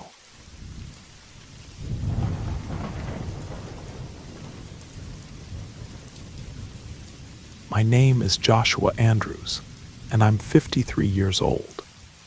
I was born in a forgotten little town in rural Montana, surrounded by dusty roads where harsh winters punish the land and thin cattle roam along barbed wire fences. My family was large but poor. I was the second of 7 siblings, and everyone had to learn to fend for themselves. My father drank too much, spending what little money he earned on whiskey before disappearing for days at a time, leaving my mother desperate to feed us all. She cleaned houses for the neighbors, but earned almost nothing. By the time I was 9, I was already out on the streets, offering shoe-shining services and selling homemade beef jerky to help with household expenses. I'll never forget those days when hunger pinched our bellies. My mother would wake before dawn to clean other people's homes, and I'd rush to the main street of our town to try and sell my little bags of jerky before the competition showed up. It was a hard life, but somehow I felt proud to be able to help. When my father appeared, he brought chaos, shouting, broken glasses, threats of violence. I'd hide in the backyard, between some withered apple trees. That's the environment I grew up in, learning that life showed no mercy to those who bowed their heads. At 17, an acquaintance named Jonas offered me work, traveling to neighboring towns selling fruits and vegetables. I didn't think twice. I accepted immediately. I earned little, but could save some money and, more importantly, escape the problems at home. Jonas had an old, rusted Ford pickup falling to pieces, and he taught me a lot about buying and selling. We traveled dirt roads, slept in simple motels, and worked under the scorching summer sun at farmers' markets. Despite the exhaustion, I was happy to finally see a chance to improve my life. In 3 years, I managed to save enough to buy my own vehicle, a used white van with patches of rust. I attached an awning to it and began parking at different markets each day. I felt that although the world was still full of hardship, I was finally starting to stand on my own. By this time, I was a grown man and felt the need to have someone by my side. But my relationships always ended as quickly as they began. I couldn't stand loneliness, yet I couldn't attach myself to any of the girls I met in the towns where I sold my goods. There were several shallow relationships where I didn't truly invest myself. I thought I hadn't yet found the right person, or maybe I simply wasn't ready for something serious. But my fate changed when I received a suggestion from a friend, Edison. "Hey, why don't you show up at the market in my town on Sunday? They say it's been packed with people lately." I hesitated because Sunday was generally my day off, but Edison guaranteed good sales, so I decided to take a chance. It was the worst decision I ever made. The market in his town was about 25 miles from mine, along a potholed road. Right at the entrance, I could feel a different atmosphere. There were stalls selling smoked meats, fresh corn, crafts, and old-time country music playing loudly from worn speakers. Simple but cheerful people walked around with bags full of vegetables. I had barely arrived, opened my van, and arranged the produce when customers were already stopping, very interested in my prices. I sold so well that I decided to return the following Sunday, excited about the business. It was during this second visit that I saw Cecilia for the first time. She must have been about 21, with olive skin, straight black hair, and a smile that disarmed me immediately. She was accompanied by a friend, Rita, and they were chatting animatedly. Occasionally, Cecilia would glance at me from the corner of her eye. When she caught me staring, she gave a little laugh and shyly turned her face away. I found it adorable. As soon as I finished serving a customer, I walked over to them and, putting on my best salesman manner, cracked a silly joke about my oranges being the sweetest in the region. They both laughed, but it was Cecilia's reaction that gave me a different kind of shiver. She looked at me with curiosity, as if she wanted to discover more about me. We exchanged few words that day. She was leaving, but promised to return another Sunday to talk more. Edison commented, "Be careful, Joshua. That girl has quite a history. They say she was engaged and left the guy at the altar." I brushed it off. At that moment, I could only think about Cecilia's steady gaze and her slightly drawling way of speaking. I wanted to see her again, no matter what. The following Sunday, I went straight to the market spot where she usually hung out. I only found Rita, who began whispering strange stories, saying that Cecilia was a gold digger who only looked for men with money and was always chasing someone to finance her luxuries. At the time, I thought it was pure jealousy from a friend. Rita seemed to enjoy creating gossip. Besides, I didn't consider myself a rich man, so if Cecilia was interested in me, it wouldn't be for my bank account. I decided to go to her house, a simple home painted pale blue with a dirt yard.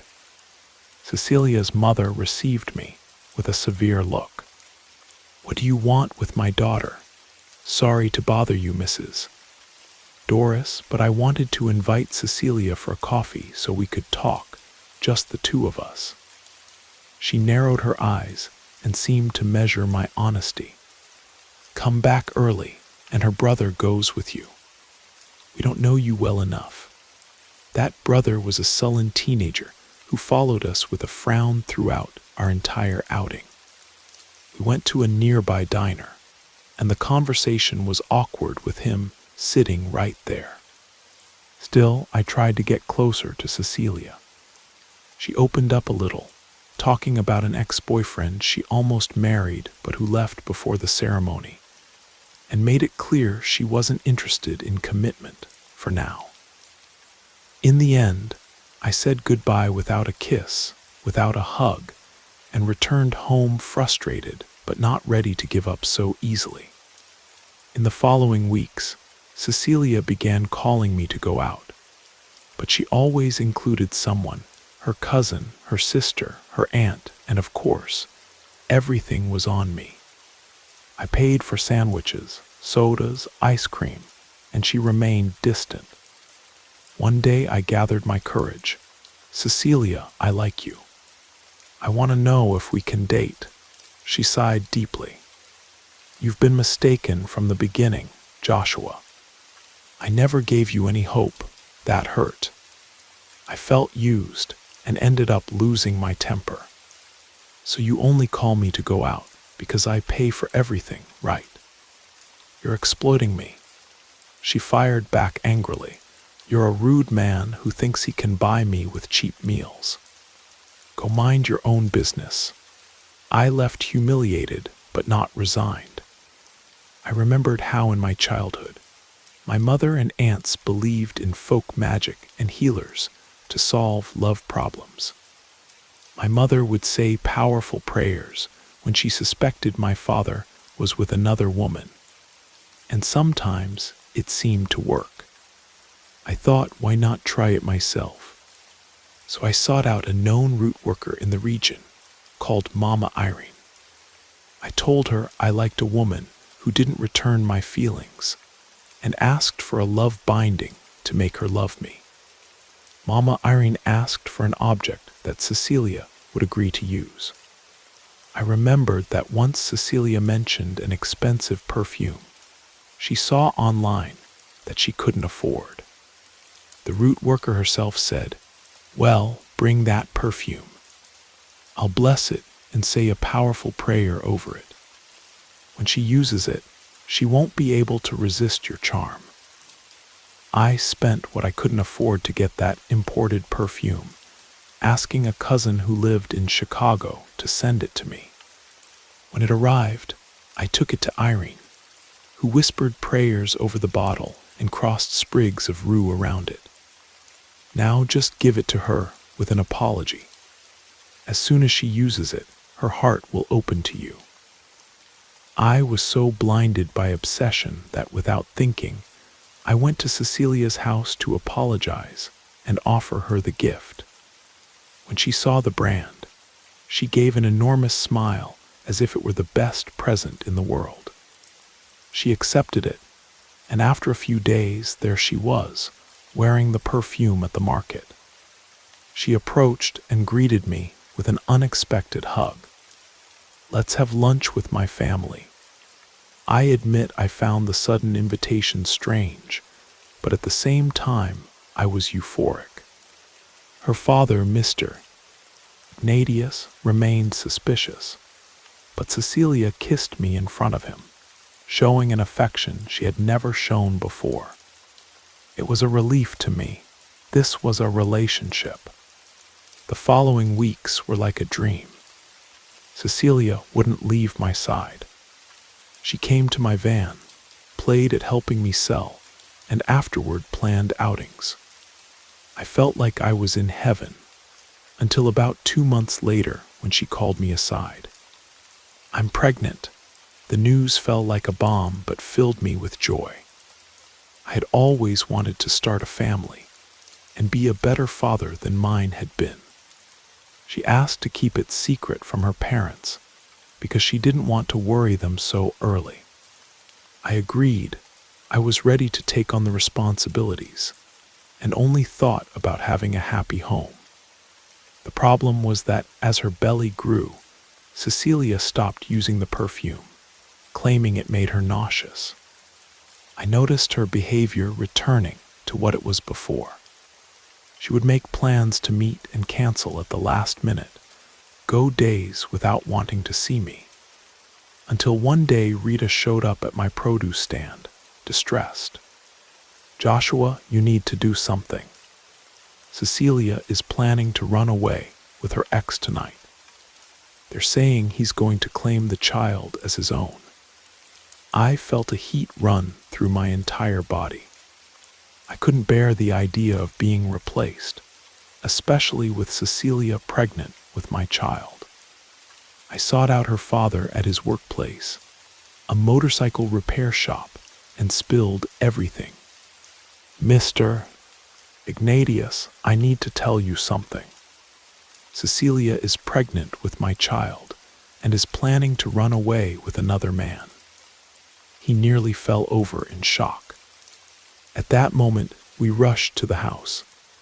There was Cecilia, packing clothes into a suitcase. It was impossible for her to deny the pregnancy. Her indignant father demanded that we get married right away to avoid gossip. Cecilia looked at me with contempt, but remained silent. My heart was beating erratically. Part of me felt vindicated, thinking, now she can't escape. She's mine. We had a rushed civil ceremony. There was a simple celebration at her house with cake, soda, and a few uncomfortable smiles. Not for a moment did I believe I had truly won. In the first months, there were many arguments. To avoid conflicts, I decided to rent a simple little house in the center of town. She complained about everything, but calmed down a bit after our first daughter was born. It was a time of truce. We were very busy taking care of the baby. However, it didn't take long for Cecilia to resume her complaints. She said she felt suffocated, that she couldn't stand the routine of taking care of the house and child. I would arrive exhausted from work to find her in a bad mood. Often there wasn't even dinner ready, and the little girl was left in the care of some neighbor. Our home became a stage for fights and screams. I became increasingly frustrated to the point of committing betrayal. And to my misfortune, it was with Rita, Cecilia's own friend, who was always hanging around the house. Cecilia never discovered this affair at the time, but my remorse wasn't enough to make me stop. I just wanted to ease the tension. Time passed. We had another daughter, and the situation didn't improve. Cecilia became a sad, irritable woman, careless about her appearance. I came to think she felt disgusted by me because she refused any closeness. Meanwhile, I also made no effort to reverse the heavy atmosphere. My daughters grew up in an environment full of accusations and shouting. Today, as adults, they say they lived on edge, terrified of the arguments that would explode without warning. One day, Cecilia got a job at a cosmetics store downtown. Initially, I opposed it. I'm the one who has to work outside the home. You stay at home taking care of the girls. She insisted, arguing that she needed to feel useful. In the end, I began to suspect she just wanted to go out to meet new people or dress up for another man. That's when I remembered the root worker, Irene, but discovered she had passed away. Looking for an alternative, I asked around for people who did love work, and was told there was a certain Pastor Alavo in Pine Ridge, famous for charging high prices but guaranteeing results. I made the trip there, facing bad roads and spending money I didn't have. I was received in a modest house full of candles and images of entities, with a bitter incense in the air. I explained that I had already done a binding that worked for a while, but now Cecilia was skittish again. Pastor Alavo warned me, "My work is different from your root workers." What she did was a simple blessing.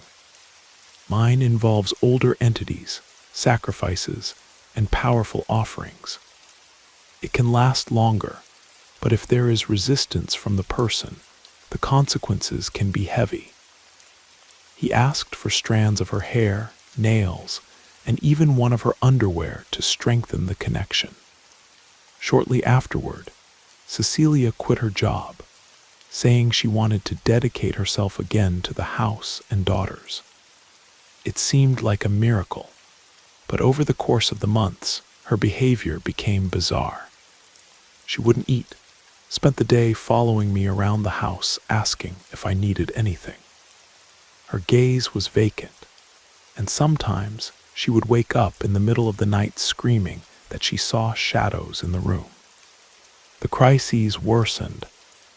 My daughters, now young women, asked for help from a nearby Baptist church because she had intense panic attacks. A pastor visited and prayed in our home. A few days later, a missionary came and laid hands on Cecilia, stating that someone had cast witchcraft against her. I froze, fearing discovery. But Cecilia concluded it must be Rita's jealousy, with whom she had already had disagreements, and decided to turn completely to religion. As soon as she improved, she asked me for a divorce. Divorce? After everything we've been through, I can't bear it anymore. I discovered that God has a purpose for me, and this marriage isn't part of it. I refused, of course. I thought that if she had returned to normal, everything would be resolved. But Cecilia moved to her parents' house. Our daughters were divided, but gradually began to live more with her than with me. I found myself alone, obsessed with winning her back. I started calling, sending messages, all ignored. During this time, I heard rumors that Cecilia was maintaining contact with a man from the church, someone named Robert. I nearly died of anger. At the same time, I remembered that she never loved me spontaneously. It was all forced by the binding spell. My pride, however, wouldn't let me give up, so I sought another specialist in bindings recommended by a childhood friend. This new individual, known as Mr. Horace, lived in the outskirts of Billings and claimed that besides undoing old spells, he could create an unbreakable bond between me and Cecilia. I went to his house, simple, painted blue, decorated with candles and religious objects. I explained my drama, emphasizing that I didn't want the hatred like before. He charged dearly, asked for photos, used clothes, hair, and nail clippings, as well as items of mine to form a connection. There were several sessions over the course of a month, until he told me to wait in silence. According to him, Cecilia would feel an irresistible longing and return to me on her own. I waited patiently, but nothing happened. Quite the contrary. I heard that Cecilia was planning to marry Robert. Meanwhile, her father, Mr. Ignatius, who had forced us to marry quickly before, now no longer spoke to me, just casting looks of disapproval when he saw me on the street. He even commented to my mother that he regretted having rushed us so much, as the fights and discomfort only worsened. But I avoided direct contact with him, afraid of being confronted about my behavior. When I went to confront Mr. Horace, he claimed we needed reinforcement. I was already in debt, but still, I sold some belongings, an extra mattress, a cooler where I kept food for the market, and paid for the so-called final stage. This time, he organized a night ceremony, making a circle of salt on the floor and sacrificing a rooster, collecting the blood in a bowl. I felt my stomach turn at the sight. He dipped a cord in the blood and asked me to tie it around a photo of Cecilia, saying it would seal our bond. I left there in shock, but with the hope of seeing some result. Time passed, and I only received news that Cecilia continued attending church, now more involved than ever, and was preparing to marry at a local registry office. I felt betrayed by fate. So many prayers, so much witchcraft, so much expense, and nothing. Until one Sunday, a rumor circulated at the market that Mr. Horace had fled, pursued by people he had cheated. That's when I saw it was all a scam. I was devastated, loaded with guilt and regret. My van was almost without maintenance. My debts were only growing, and I could no longer work properly. I spent my days daydreaming, thinking of revenge or another way to bring her back. I was a man bankrupt in every sense. My worried daughters tried to approach, but I pushed them away, saying they supported their mother too much. My eldest daughter, Melanie, was the first to say I needed a psychologist. The youngest, Sarah, kept repeating that God had a path for me, that I should repent of my mistakes and move forward. I ignored everything. One day, Sarah found me sitting on the floor of the house I had rented, surrounded by dirty dishes, a smell of mildew, and overdue bills. She cried, begging me to accept the divorce once, and for all to end the evil. Dad, Mom isn't coming back. Believe me, you need to free yourself. I took a while to admit it, but I began to see that I had no more alternatives. My brother from North Dakota even suggested that I move there to start over. But that meant resolving all the pending issues, signing the separation papers, and returning the house. Cecilia had even warned that if I didn't cooperate amicably, she would take legal action. I felt the final blow. I didn't want her to marry the other man, but there was nothing I could do. When I received the formal summons, I realized it was time to face reality. I sought out a friend who was a lawyer, Daniel, and asked him to analyze the process. He explained it was a simple divorce since the daughters were grown, and Cecilia wasn't claiming many assets. I just had to sign by mutual agreement to end it, without long or expensive fights. I made an appointment at his office. Arriving there, I saw Cecilia for the first time in months.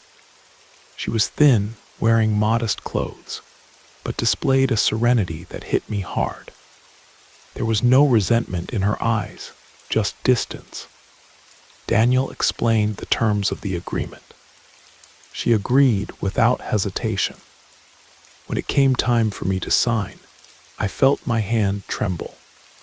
I remembered every low blow, every ritual, every smell of candle and incense burning, the pregnancy, the outbursts, the betrayals. I understood that what began wrongly would not end otherwise. I signed. She wished me good luck and left, leaving an envelope with old photos of the girls. I opened it when I got home and cried, as I hadn't since childhood. There were genuine smiles there, moments when life still seemed full of hope to me.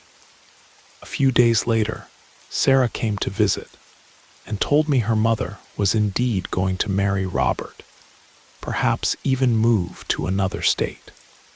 Strangely, I wished her happiness, as there was no point in nursing hatred. The pain still hurt, but I was free from an illusion. Sarah told me about a friend who wanted to open a small food stall and needed a partner. I saw an opportunity to start over there. I sold the van, paid off part of the debts, and invested the rest in the small improvised eatery on the main street. It was a relief to occupy my time honestly, talking with customers and feeling useful again. In the first weeks, thoughts of Cecilia still corroded me to the point of freezing during work. But gradually, I became attached to my daughters, who now truly supported me. I made peace with them, apologized for how I had treated them, and without realizing it, my focus was no longer Cecilia, but trying to be a better father. A year later, I traveled to North Dakota to spend some time with my brother. I worked in a meat processing plant, saved some money, and returned home. This journey helped me understand that love cannot be bought or forced with prayers and pacts. Today, I live in a more modest house in a quiet neighborhood and maintain a routine without great luxuries. My daughters visit me frequently, and our coexistence is much more peaceful. I hold no grudge against Cecilia. I think somehow she also found her way. If you ask me if I regret the witchcraft, I answer, I bitterly regret it. I wish I had never sought underhanded ways to gain someone's love. In the end, we both suffered, and our daughters carried the trauma of a troubled home. If it serves as a lesson for whoever reads this account, here's the warning. Bound love is sick love, and everything wrong you do comes back doubled. Now at 53, I can say I carry scars, but also wisdom. I learned the hard way that a person's freedom cannot be bewitched without consequences. Life punished me when I ignored this principle. Today I walk in peace, even if alone. Maybe one day I'll find someone to share existence with sincerely. But if not, I prefer to be alone than to live again the torment I faced because of a blind obsession. Before we move on to the next story, if you're new here, don't forget to subscribe to the channel and turn on notifications to receive the next stories. Your presence is important, and your support is essential. Now let's continue.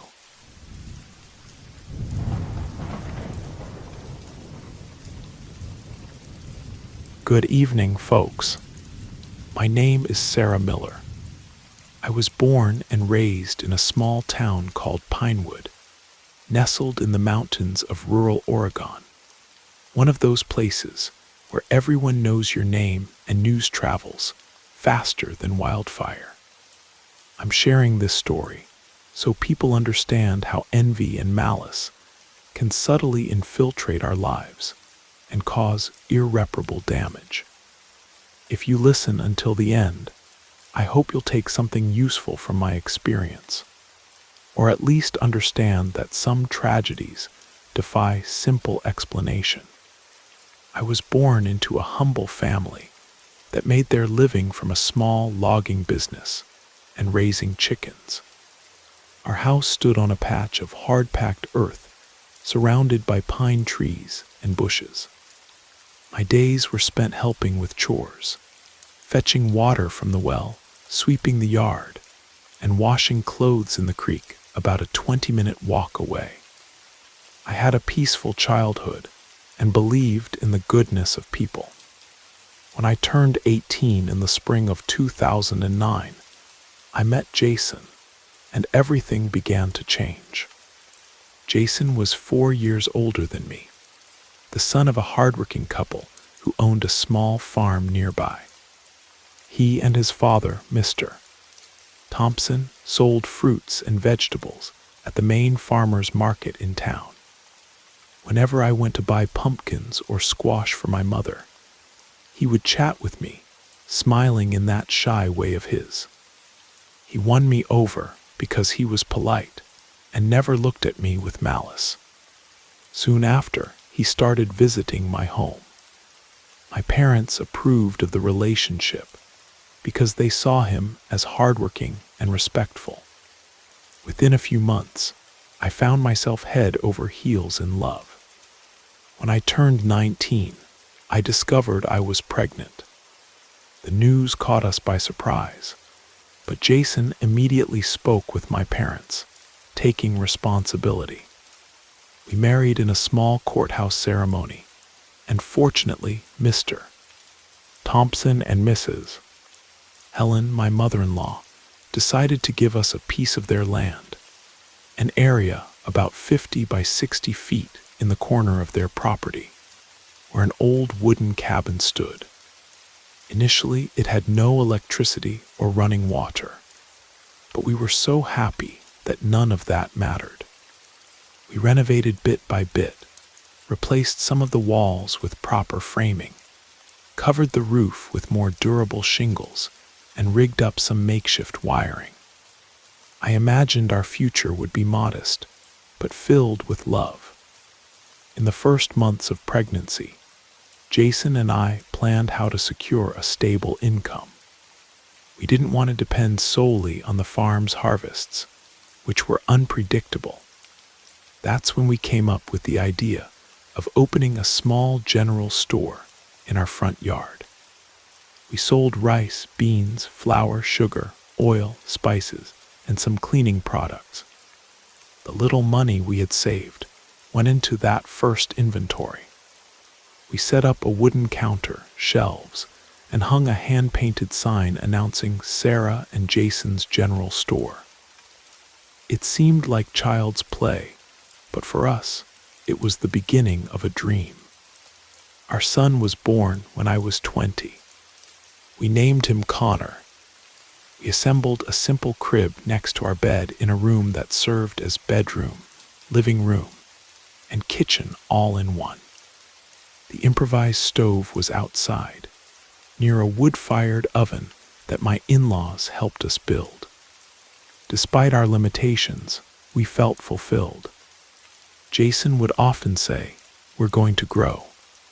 Good service makes a difference, and folks around here will get attached to our store." As weeks passed, we noticed that some people preferred to shop at the town market, but others came to our store for the convenience of being closer. Plus, they enjoyed Jason's welcoming manner as he chatted with everyone, asking about their families and offering to carry bags. I also did my best to be friendly. The word of mouth soon worked in our favor, and occasionally a new customer would appear, brought by someone to check out what we were selling. Connor grew up surrounded by the hustle and bustle of beans boxes, flour sacks, and people's chatter. He was still a baby, but I could already tell how he perked up at the sound of laughter or conversations. My mother-in-law often came to look after her grandson, while I organized the inventory or prepared lunch. We didn't have luxuries, but we were doing well. However, not everything was perfect. In small towns, one person's prosperity can awaken another's envy. We noticed that many people wanted to buy on credit, but Jason always reminded me, if we give credit to everyone, we'll never see that money again. That's what my father always says.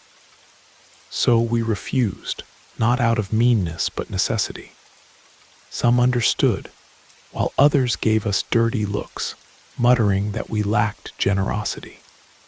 About 6 months after opening the store, a woman named Mrs.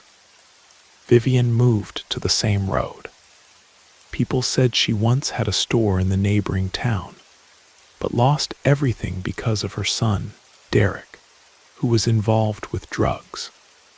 As soon as she arrived, she set up a makeshift stand, selling exactly the same products as us. I admit I was bothered, but I didn't want to create friction. After all, everyone has the right to make a living. However, rumors soon spread that Derek continued to extort his mother, taking merchandise to exchange for drugs. The few customers she managed to attract disappeared because her stand lacked organization and safety. Then one day, I heard her stand had closed. A few weeks later, I was alone in the store organizing sacks of cornmeal when Mrs. Vivian appeared abruptly, with dirty clothes and a vacant stare. She stopped at the door and asked for help. "Could you get me a pound of beans and some eggs? I don't have a single dollar in my pocket." I felt sorry for her, but remembered our rule about not giving credit. I knew that if I made an exception, many people would be upset because I had denied credit before. I tried to speak carefully. "I'm sorry, Mrs. Vivian, but I can't give credit. I hope you understand." She looked at me with anger, her lips trembling as she muttered something that sounded like a curse. "You'll pay for this. May life collect for your lack of compassion." I shuddered. It wasn't the first time someone had asked for credit and received a no. But that reaction frightened me. A few days passed, and I tried not to think about it, but something lingered in my mind, that tone of resentment, the way she pronounced the words. I told Jason, who tried to reassure me, "It's just frustrated people, Sarah. Don't worry. Let's continue on our path." However, it wasn't long before things started to get strange.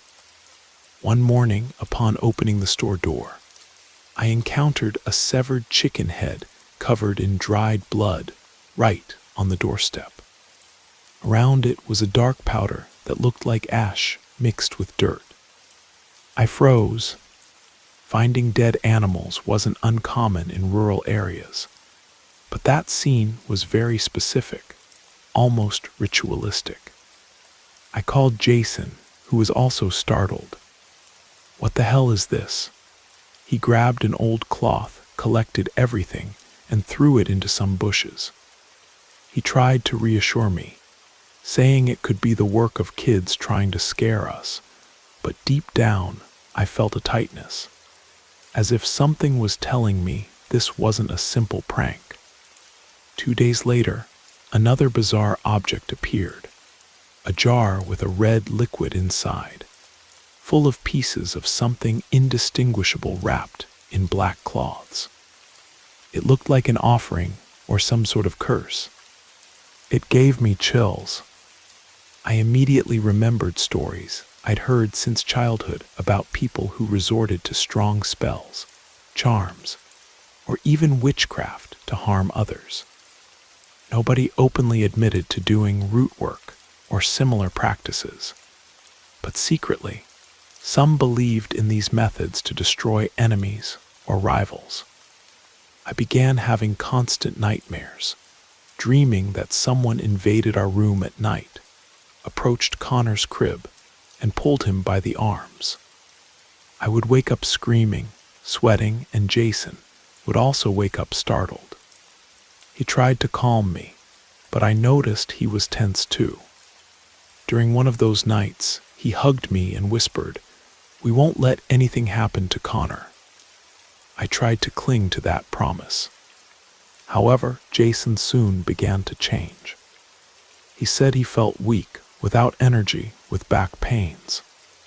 Before, he could carry flour sacks or boxes of soda without difficulty. Now, he could barely lift a box of soap powder without complaining. His face grew pale, as if a constant exhaustion dominated him. I asked him to go to a health clinic, but he said we didn't have money for private doctors, and public service was slow. He decided to just push through the situation. With Jason's weakness, the store began to suffer. He got confused with change, lost his train of thought during sales, delivered merchandise without charging, or charged incorrectly. Some honest customers returned the extra money or warned of the mistake, but others took advantage. I became anxious, trying to manage the counter while still caring for Connor, who was almost a year old by then. My friend Emily started visiting to help out. She lived nearby and knew about my concerns. She said several prayers with me and suggested, "Why don't you see a faith healer? I know you don't believe much in these things, but it can't hurt to try." At first, I hesitated. I had some misgivings about these practices, but with Jason increasingly apathetic and sales declining, I gave in. I wanted any help that could save my family. Emily introduced me to Mrs. Rose, a woman known in the region for praying to ward off the evil eye, envy, and curses. We walked to her house, which was on the other side of the road in a somewhat isolated place. Arriving there, I found a yard full of plants, herbs hanging to dry, and small religious figures scattered about. Mrs. Rose received me with a worried expression. After Emily explained my situation, she said, "Child, this could be an evil energy cast upon you. Perhaps someone is indignant about your success. This happens more than you imagine." She gave me a small bag with leaves and seeds, asked me to hang it on the store door, and recommended, "Always pray Psalm 91 before opening your business, and if possible, pass a sprig of rue around the house to cleanse the environment." I did everything she instructed. I took the amulet she gave me to Jason, but he tossed it aside, grumbling that none of that would help. It was hard to see my husband, who once had so much faith in life, turn into a cynical, defeated man. Meanwhile, Connor began to get fussier, waking up several times in the middle of the night. I hardly slept. Sales continued to drop. Many customers disappeared. Some said they preferred to shop in town to avoid getting involved in problems. It was as if a rumor had spread that our store was cursed, and people fled from it. I found myself serving 1 or 2 customers a day, which didn't even cover the cost of restocking products. My father-in-law and mother-in-law came occasionally, but couldn't cover the expenses since they also struggled to survive on what they harvested from the farm. Still, they supported me, saying things would soon return to normal. "This thing happening to Jason isn't normal, Mr. Thompson would repeat. "He's always been as strong as an ox." To make matters worse, Connor suddenly fell ill. He caught a virus that left him with high fevers and vomiting. I took him to the health clinic, but there was little infrastructure. They gave him IV fluids, released him, and sent me to continue care at home. I arrived exhausted and worried, finding Jason half delirious, saying incoherent things about the end of the world, about someone knocking on the door all night, about shadows chasing him. At one point, he grabbed my arm forcefully and whispered, "They're going to take Connor." "I won't let them." I barely recognized him. I tried to call my mother-in-law, asking for help. She said she would send my sister-in-law, Rachel, to spend a few days with me to help with the store and Connor's care. Rachel was a willing young woman. She packed quickly and arrived with her suitcase the next day. With her nearby, I could at least try to calm my son and see if Jason would improve with rest. It was in the midst of this confusion that the tragedy occurred that destroyed everything. It was a stifling afternoon without a breeze, and I had stepped out briefly with Rachel to buy some inexpensive medicine at a friend's pharmacy. When we returned, we saw a commotion in front of the house, neighbors talking loudly, people with shocked expressions. There was a police cruiser parked at the gate, and nearby, my husband lying on the ground, handcuffed, his face covered in blood. My heart raced. I tried to approach, but a police officer held me back. "That's my husband." "What happened?" I screamed beside myself. I could see Rachel crying desperately, and when I looked inside the room, I had the worst vision of my life. Connor was lying motionless on the floor. I ran to him, but his little body was already cold. My son wasn't breathing. I tried to scream, but no voice came out. I felt vertigo and fainted beside him in a mixture of terror and disbelief. When I regained consciousness, I was already at the health clinic. A nurse tried to calm me, saying I needed to be strong.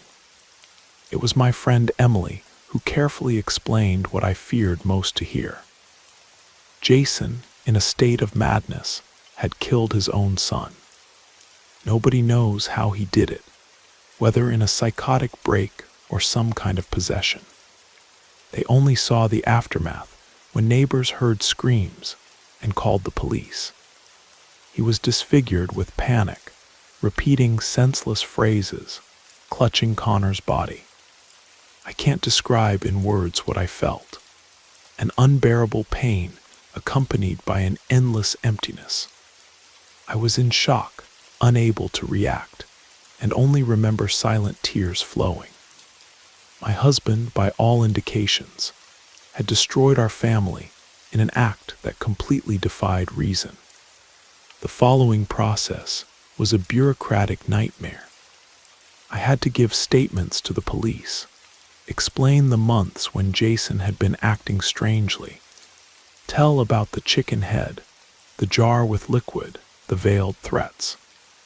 Most police officers looked at me skeptically, as if doubting my words, but the truth is that no one had a logical explanation. When Jason was evaluated by a psychiatric expert, the report indicated he was not fit to stand trial for the crime. He ended up transferred to a psychiatric custody ward in Portland, where he would remain committed. Meanwhile, Connor's body went through an autopsy, and then we were able to bury him in a local cemetery in a quick and devastating ceremony. Almost no one showed up because everyone was talking about the madness at the general store. My father-in-law and mother-in-law tried to comfort me, but they were also devastated. Mr. Thompson kept saying he didn't recognize his own son, that something very evil had taken hold of him. Mrs. Helen held my hand, asking for forgiveness as if it were her fault. I had no energy to argue.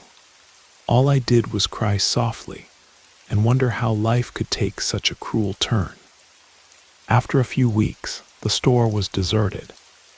There was no atmosphere to continue, and who would shop there after all that repercussion?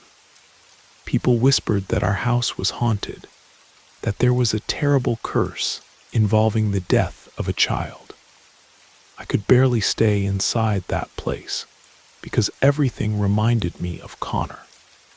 I needed to sell the property, even for a pittance, to try to start over somewhere else.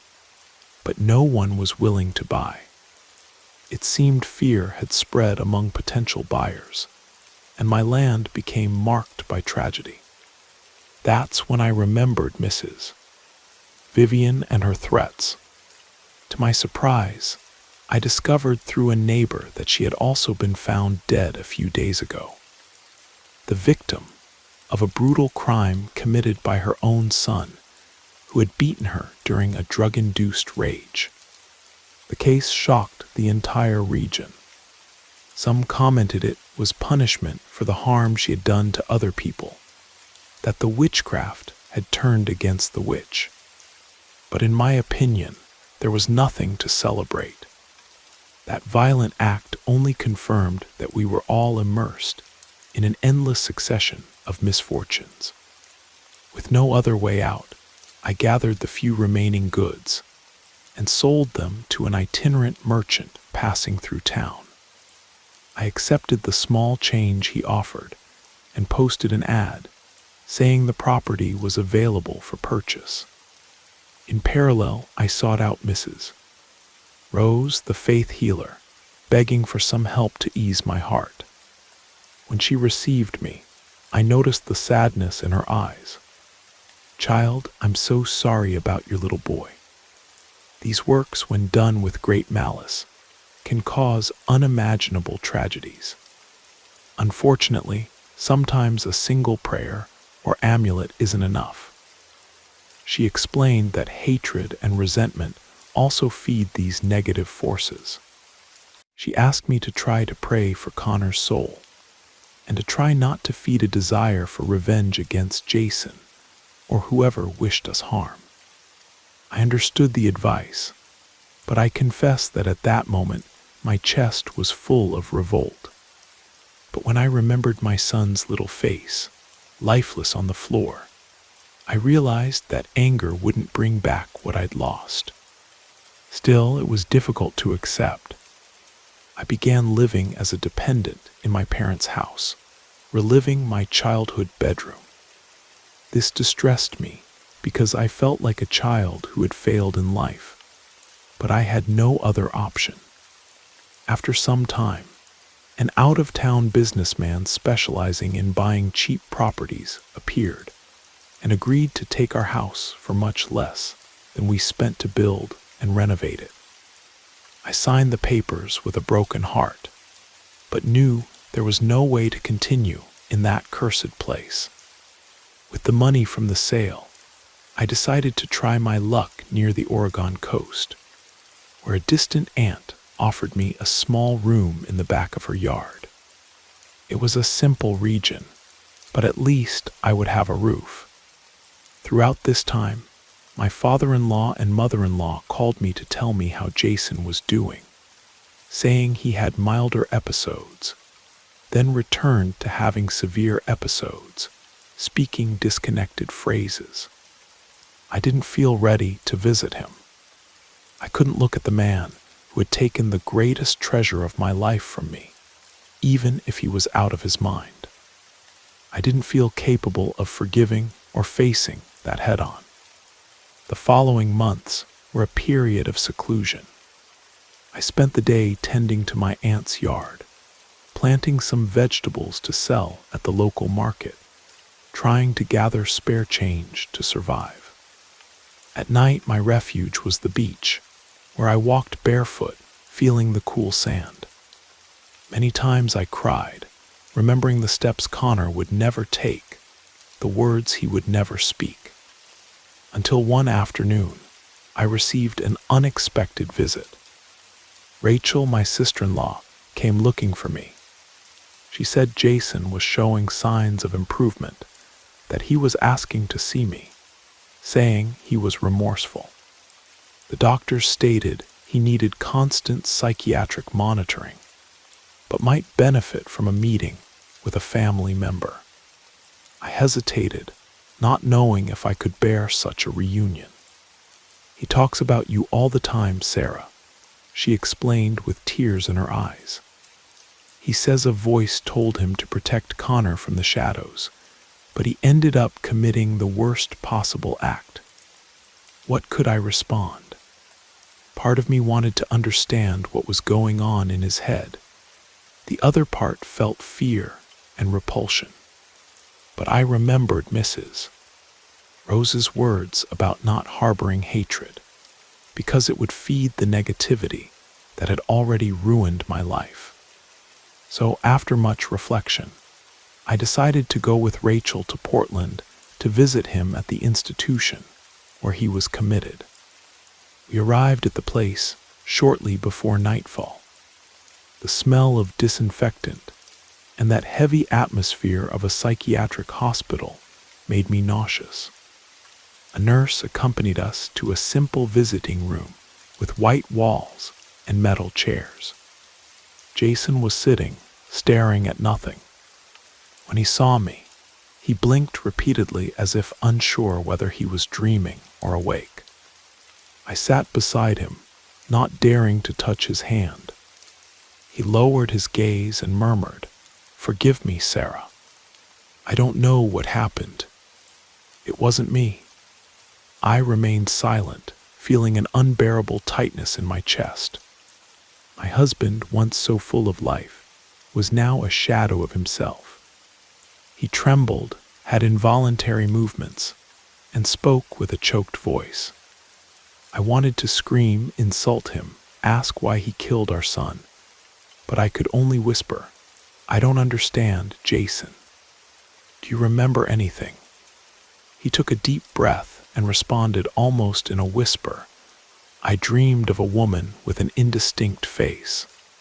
She said Connor was in danger, that only by freeing him from this world would I save him. I woke up confused, thinking it was real. Forgive me." Those words echoed the nightmares I myself had had about someone trying to take Connor from his crib. I don't know if it was all hallucination, or if there was indeed some dark force acting in our lives. Either way, there was no going back. Connor was dead, and my marriage destroyed. We left, and Rachel hugged me in the hallway, crying softly. I told her I couldn't promise to return, because I didn't know if my heart could handle any more of that pain. I returned to the coast and tried to lead a more or less stable life. I set up a small food stand at the market with the help of some relatives. I did my sales in the morning and collected what was left in the afternoon to take home. Some nights I would have nightmares again. On others, I dreamed of Connor running on the beach, playing in the surf. I would wake up distressed, but at the same time felt a small bit of consolation at seeing his smile, even if only in dreams. About a year after the crime, I decided to visit Mrs. Rose again. I still kept the amulet she had given me. I needed to know if there was any remnant of a curse haunting me. I took a bus and traveled more than 3 hours to reach her house. She received me calmly, asked me to enter, closed the door, and lit some candles on a small altar. I prayed with her, asking for strength and liberation from hatred. I felt a tingling, as if my body was freeing itself from a weight. At the end, she explained, "What you carry now is grief, not a curse. You need to care for your heart to move forward." I thanked Mrs. Rose, left her some groceries as a token of gratitude, and decided to return home. But something told me to pass by the psychiatric hospital one more time, perhaps for a final goodbye to Jason, or to see if there was any change. So I continued my journey toward Portland. This time I went alone. At the hospital, I waited a long time until a doctor with a tired expression approached me. "Are you Jason's wife?" he asked with a concerned air. I nodded, and without beating around the bush, he delivered the news. "I regret to inform you, but he passed away a few days ago. He had a very severe episode, needed to be restrained, and ended up suffering a cardiac arrest." I lost my breath. Despite everything, I didn't wish for him to die that way, in the loneliness of a psychotic break. It was a shock. The doctor handed me a small bag with his belongings, a plastic crucifix, and some crumpled papers. Inside one of these papers were disconnected phrases. "Connor, forgive me." The voices. It was the only way. They were coming, tormented until the last moment. Shaken, I left the hospital without a clear destination. It seemed that in less than 3 years, I had lost everything. My son, my husband, my old life. I took a bus toward my hometown, with the idea of going to the cemetery to see Connor's grave. I needed to leave there any remnant of memory about Jason and that tragedy. I arrived at the cemetery in the late afternoon. The sun illuminated the crosses, and dust rose with the wind.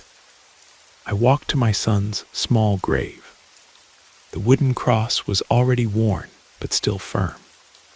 I deposited the bag with Jason's crucifix and paper there, saying in a low voice, "Son, I wanted to understand all this, but I can't. I hope you rest in peace with God." I felt a strange peace, as if something left my chest.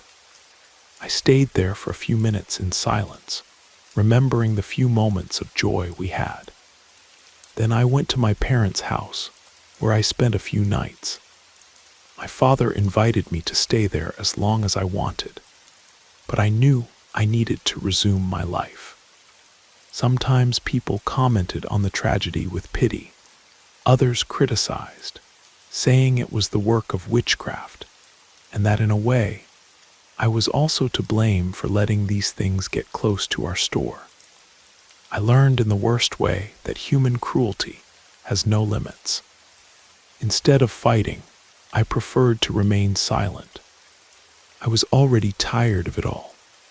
Shortly before returning to the coast, I learned that Derek, Mrs. Vivian's son, remained imprisoned in a maximum security penitentiary, completely disturbed. They said he heard voices, banged his head against the wall, screamed that souls were chasing him. Many people associated this with payback for what he and his mother had done. Whether this was true or not, I'll never know. The fact is that everything related to that story ended in madness or death, as if it were a cycle of misfortune. I returned to my aunt's house with a bittersweet feeling. At least I had closed pending matters, delivered Jason's belongings to Connor's grave, sold my house, visited the faith healer. There was nothing more tying me to that past, except the pain of longing. However, I understood that I had two choices: sink into grief or try to start over step by step. I opted for the second path. I continued helping my aunt at the modest restaurant she ran near the beach. I waited tables, cooked meals to sell at lunch, and at night I would go watch the sea, listening to the sound of the waves, feeling the breeze. Somehow that calmed me. Over time, I saved some money and began to dream of opening another small store, this time very modest, without drawing attention. But the memory of what happened still haunted me. Whenever the possibility of growing arose, I feared attracting envy or someone's resentment again. I recalled Mrs. Rose's words, "Living in fear gives strength to the darkness." So I decided that if I ever tried something new, I would say my protective prayers and be careful not to awaken others' resentment. A few months later, I bought a simple shell necklace at a small crafts fair. My aunt said it could symbolize a new beginning, an amulet from the sea. That same night, I opened an old notebook, and by the light of a lamp, began to write the entire story I had lived through. From the courtship with Jason to Connor's death and his end in the psychiatric hospital. It was painful, but as I put the words on paper, I felt a little lighter. I realized I needed to make my account public to alert other people about how envy combined with malice can be devastating, whether through witchcraft, the evil eye, or just pure human hostility. I don't know how long I'll still feel this pain that accompanies me. I have more peaceful days and others when I sink into a void of sadness. But if there's something I've learned, it's that we shouldn't allow hatred or thirst for revenge to make us like those who harmed us. What happened in my life has no possible justification, but I believe negative energy only gains strength if we give it space. Today, writing these last lines, I still sometimes hear my son's laughter in my dreams. I prefer to keep that good memory instead of the horror that took him from me. Perhaps I'll never completely forgive what Jason did, but I also see him as a man who lost himself in madness and was manipulated by forces or circumstances I cannot explain. I move forward day by day. May this account serve as a warning. Don't neglect to protect your home, your faith, and your heart. Envy can arrive stealthily, and certain hatreds feed on any opening. If you notice strange signs, mysterious objects, inexplicable behaviors, seek help. Talk to trusted people, find a faith healer or a doctor. Don't ignore your intuition. I unfortunately learned too late. But if my testimony helps someone avoid a similar ending, I will have found some meaning amid so much suffering. If you're enjoying these stories, don't forget to leave your like. It's very important. Well, let's continue.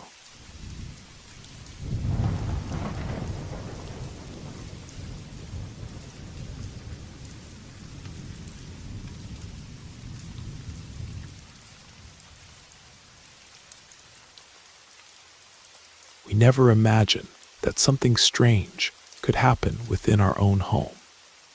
Day after day, we follow our routines without much thought, trusting in the small certainties we've built over the years. But sometimes, just one subtle change is enough for everything to start shifting out of place. In my case, that change arrived without fanfare, in the form of someone who needed shelter. At first, it seemed like just that, a favor. But as time passed, I began to notice something different in the air. Something I couldn't explain that made me question whether I still knew my own home. Good evening. I've decided to share this story because to this day, I find myself trying to understand what really happened. Was it all in my head? Or do some presences change more than we imagine? My name is Ethan, and what I'm about to share is an episode that completely transformed my life. It all began because of a friend of my wife's. I'm 34 years old and have been married to Rebecca for quite some time. Our love story dates back to our youth, She's my partner, my safe harbor in difficult days, and the mother of our daughter Lily, who's 7 years old. Rebecca is an extraordinary woman with honey blonde hair that falls just past her shoulders and a smile capable of dispelling any shadow. She works as a history professor at a local college in our small town in New England, and I've always been enchanted by her passion for past events. Our greatest treasure is Lily, a little girl full of energy with wild curly hair and eyes as bright as the night sky. She possesses an endless curiosity, filling our home with laughter and mischief. We live in a simple but cozy Victorian-style house on the outskirts of town, with a small garden where Rebecca dedicates herself to cultivating plants whenever the harsh New England winters allow. Our routine was uncomplicated, marked by moments of joy even in the face of challenges we've faced over the years. We always supported each other. Our home was a haven of tranquility until Vanessa appeared. Rebecca mentioned her name one afternoon, her voice carrying a mixture of concern and urgency. We were in the living room, while Lily was playing outside with her toys. "Ethan, I need to ask you something," said Rebecca, her deep eyes locked on mine. "Vanessa, a friend from my college days, is going through difficulties. The apartment where she lives is undergoing renovation, full of dust and mold, and she can't stay there. She asked if she could stay here for a few weeks." I knew Vanessa, but only superficially. She had been Rebecca's friend for years, and despite meeting her rarely, I remembered her as someone reserved and shrouded in a certain mystery, tall, with hair as black as midnight and eyes that seemed to pierce through whatever they gazed upon. However, there was no reason to refuse. "Of course, Rebecca. If she needs shelter, I don't see a problem. It'll only be a few weeks, right?" I responded, trying to calm the apprehension that was transparent in my wife's voice. She seemed relieved. "Thank you, Ethan. I knew you'd understand." The next day, Vanessa arrived carrying her luggage and a grateful smile. She quickly adapted to the guest room, and from the beginning showed a willingness to help. She took on some household chores and looked after Lily when Rebecca and I were busy. At first glance, her presence seemed a relief, someone who made daily life a little lighter. But little by little, something began to bother me. Vanessa moved through the house in a way that was both graceful and unsettling. Her gestures were precise, calculated, as if each movement was meticulously rehearsed. And despite Rebecca's enthusiasm in having her nearby, I began to notice something subtly strange in her manner of interacting. One night, after an exhausting day of work, I returned home feeling the weight of routine. Lily was playing in the living room, and Vanessa, seated on the sofa, greeted me with a discreet smile. The familiar aroma of our home now mingled with a sweet and enveloping perfume, a new scent that somehow seemed out of place to me. "Ethan, I made some tea for you. I'm sure you'll appreciate it," said Vanessa, extending a cup to me with delicacy. I thanked her and settled in, bringing the drink to my lips. The flavor was peculiar, a fusion of herbs that spread a sensation of warmth and serenity throughout my body. I had never tasted anything like it before. "This is incredible, Vanessa. What's in here?" I asked, intrigued by the unusual taste. "It's an old recipe," she replied, sketching an enigmatic smile. "A special blend that I learned long ago. I'm glad you liked it." There was something in her tone that caused a subtle discomfort, but I was too exhausted to delve into it, allowing that strange sensation of relaxation to take hold of me. That night the dreams began. At first they were confused, merely fragments that evaporated as soon as I awoke. But as the days passed, they became clearer, more intense. In all of them, Vanessa was there, always close, whispering indecipherable words that awakened in me a disturbing mixture of desire and guilt. I would wake up with my heart racing, trying to convince myself that it was all just meaningless fantasy.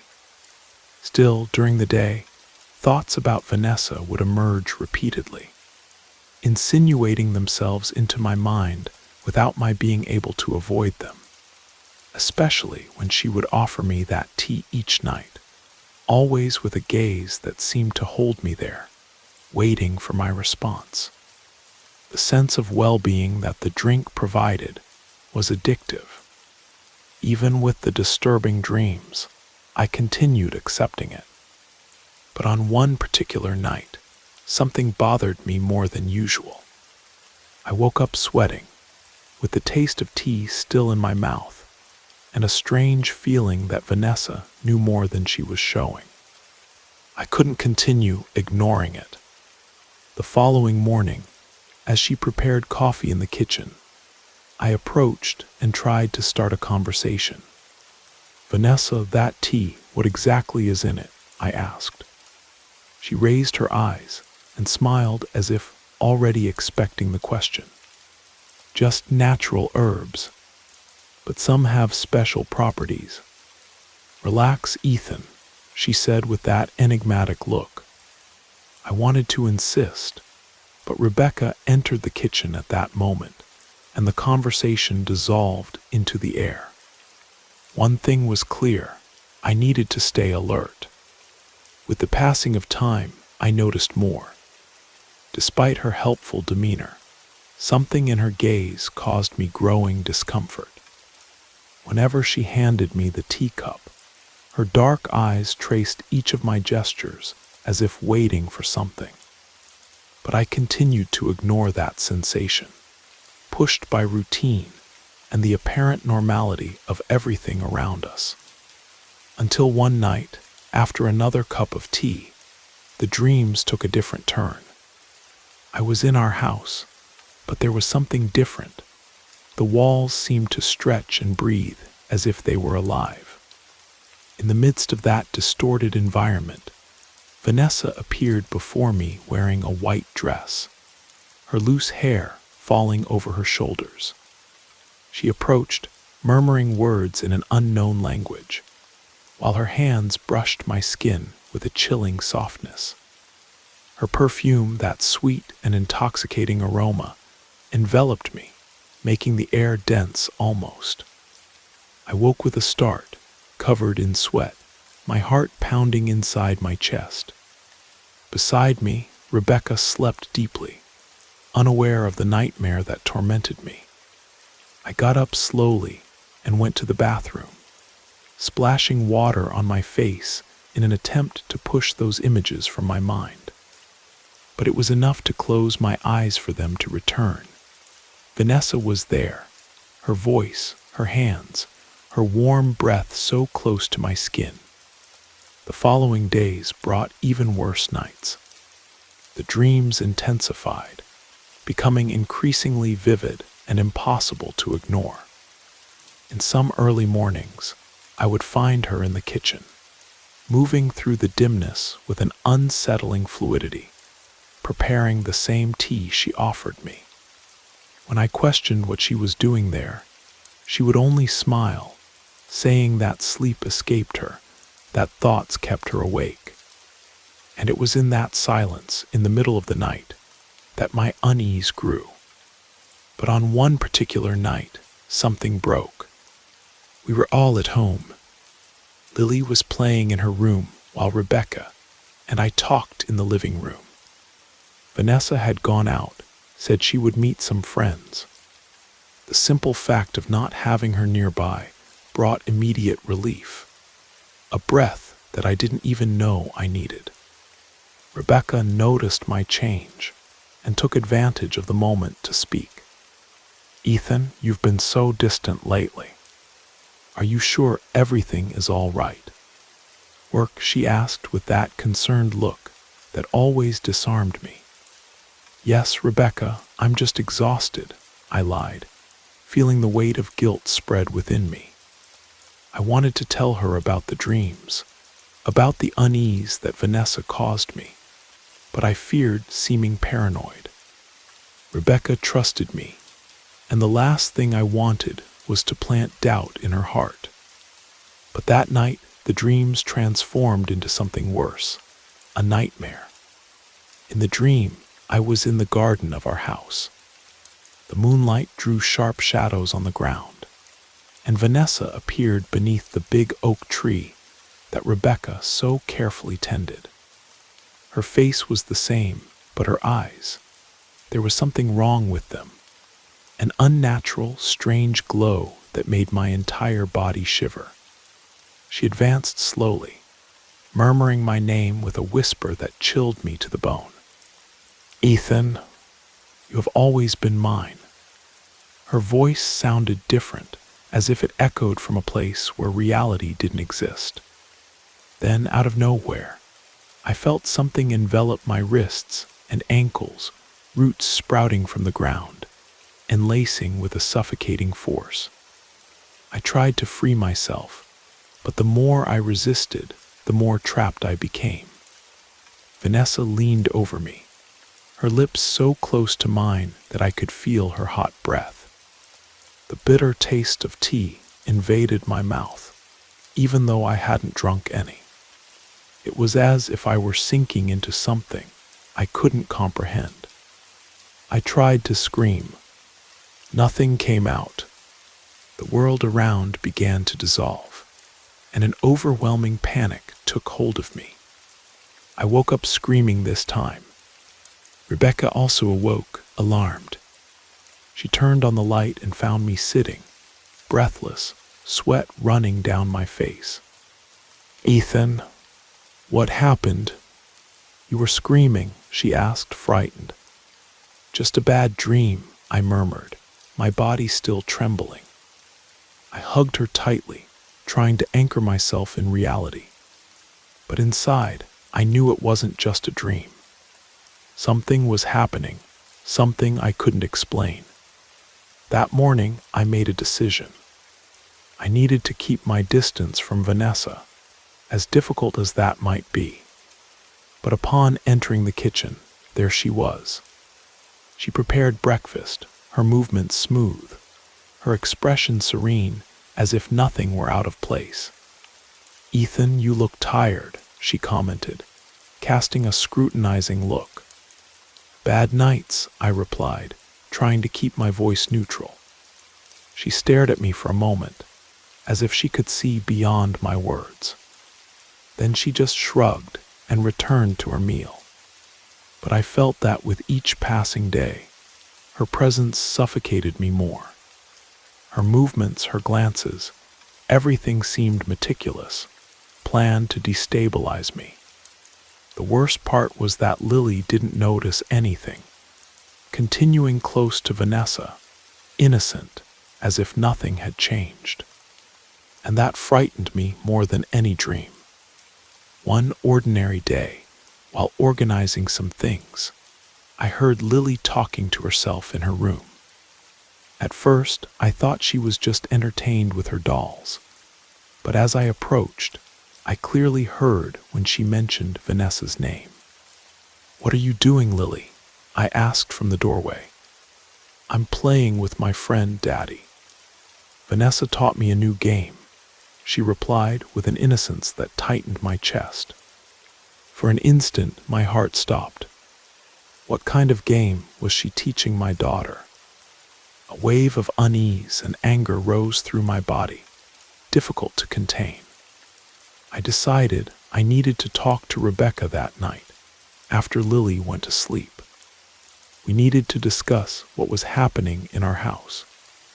While I waited for the right moment, I tried to organize my thoughts, but anxiety made the words tangle in my throat. When Rebecca finally entered the bedroom, I looked at her carrying a weight that I barely knew how to express. "Rebecca, we need to talk about Vanessa," I said, feeling my own voice tremble. She furrowed her brow, surprised by my seriousness. "What happened, Ethan?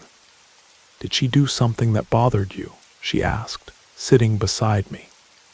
I took a deep breath, trying to control the tension in my chest. I don't quite know how to explain it, but ever since she arrived, everything has changed. I've been having strange, intense dreams. And today I heard Lily talking to herself.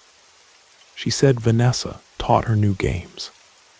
I don't know what's happening, but I feel that something is wrong. Rebecca observed me with a mixture of concern and disbelief. "Ethan, Vanessa is my friend. Do you really think she would do something to harm us?" "I don't know, Rebecca. Something just doesn't seem right. The tea she offers me leaves me strange, as if I lose my sense of time, as if my mind is always adrift.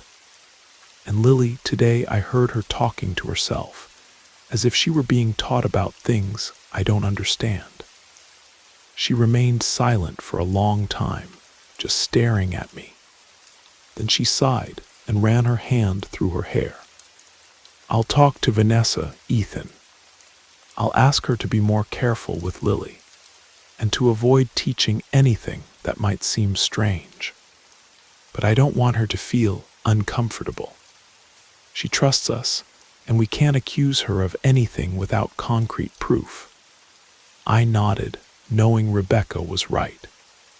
But inside me, a dark sensation spread like a shadow hovering over our house, always silent, always watching. The following morning, while Rebecca talked with Vanessa in the kitchen, I took the opportunity to investigate Lily's room. I needed to find something, anything that would help me understand what was happening. I rummaged through toys and books until something caught my attention. Under her pillow, a small fabric pouch exuding a strong smell of dried herbs. My heart raced. I opened it carefully. Inside was a mixture of roots and leaves that I didn't recognize, but whose aroma was disturbingly familiar, almost identical to the tea that Vanessa offered me every night. I closed my fingers around the object and went to the kitchen, interrupting Rebecca and Vanessa's conversation. My mind was spinning in a whirlwind of questions, but I forced myself to maintain calm. "Vanessa, can we talk for a moment?" I asked. She flashed her usual smile before getting up. We moved far enough away that Rebecca couldn't hear, and then I extended the small pouch to Vanessa. "Is this yours?" "I found it in Lily's room," I asked, trying to capture any change in her expression. She lowered her eyes to the object, observing it for an instant before facing me again with a contained smile. "It's just a charm, Ethan. Something to protect Lily from bad energies. In my hometown, we make these little pouches to ward off nightmares from children. There's nothing dangerous about it," she said in a soft tone. I observed her face, looking for any hesitation, any flaw in the explanation. But her tranquility was unshakable. "Still, I would prefer if you didn't give anything to my daughter, without letting us know first. Rebecca and I are the parents, and we want to know everything that involves Lily," I replied, feeling frustration grow inside me. Vanessa nodded, still maintaining her smile. "You're right, Ethan. I'm sorry if this worried you. I just wanted to help." And then, without showing any discomfort, she simply returned to the kitchen as if nothing had happened. I stood there, seized by a confused sensation of relief and anger. I couldn't trust her explanation, but I also had no concrete evidence to accuse her of anything worse. In the days that followed, the tension among the three of us became almost palpable, until one afternoon, while Lily was playing in the garden, she approached me with a serious look. "Daddy, can I tell you a secret?" she whispered, her eyes shining with the innocence that reminded me so much of Rebecca. I bent down to be at her height, feeling a knot form in my stomach. "Of course, Lily. You can tell me anything." She came even closer, putting her mouth near my ear. "I saw Vanessa putting something in your tea, Daddy. She said it was to make you happy, like a present. But I didn't tell Mommy because I was scared." A shiver ran down my spine. I felt the ground disappear beneath my feet. Suddenly, everything fit together. The dreams, the tea, the pouch of herbs under Lily's pillow. It all pointed to something much more sinister than I could have imagined. What kind of magic was Vanessa practicing? And why? I couldn't wait any longer. That same night, after Lily was asleep, I told Rebecca everything. I showed her the pouch, related Lily's words. I watched my wife's expression oscillate between disbelief and fear. "Ethan, this is too serious. I don't want to believe that Vanessa would do something like this. But if there's any chance it's true, we need to confront her." "Now," said Rebecca, and in her voice there was a firmness that rarely appeared. Together, we went to the guest room. My heart was pounding hard as I knocked on the door. After a few seconds, Vanessa opened it, her expression sleepy and relaxed. But as soon as she saw our tense faces, her smile disappeared. "Vanessa, we want the truth. What have you been doing in this house?" asked Rebecca, her voice laden with tension. Vanessa stared at us for a long moment, and then something in her gaze changed. It became colder, more distant. Then she smiled again, but it was no longer the affable smile from before. There was something dark there, something that seemed to mix anger with something even worse. "Rebecca, Ethan, I think it's time you knew the truth," she said, her voice deeper than I had ever heard it. The silence that followed Vanessa's words was dense, almost palpable, filling every corner of the house. Rebecca and I looked at each other as if seeking in one another an explanation, a refuge, anything that made sense. Vanessa took a step back and, with a calm gesture of her hand, invited us to enter the room. We didn't understand why we agreed, but there was something in the way she looked at us, as if there was nothing more to hide, that made us follow her. As soon as we crossed the threshold, the atmosphere changed. The guest room seemed different, as if it no longer belonged to the same house. In the air, a strong smell of burnt herbs mixed with the sweet perfume that always enveloped her. On the nightstand, a red candle flickered, casting shadows that seemed to move on their own across the walls. "I didn't expect you to discover so soon, but I suppose there's no turning back," said Vanessa, sitting on the edge of the bed. Her voice was far too serene, and that made me shudder. Rebecca squeezed my hand hard. I swallowed dryly, trying to stay calm. "What do you want from us, Vanessa? Why are you doing this?" I asked, feeling anger and fear intertwine inside me. She smiled, but it was an empty smile, without warmth. With delicacy, she picked up the candle between her fingers. "I've always wanted you, Ethan. Ever since I met Rebecca. I knew. You should have been mine. She never noticed, but I always knew.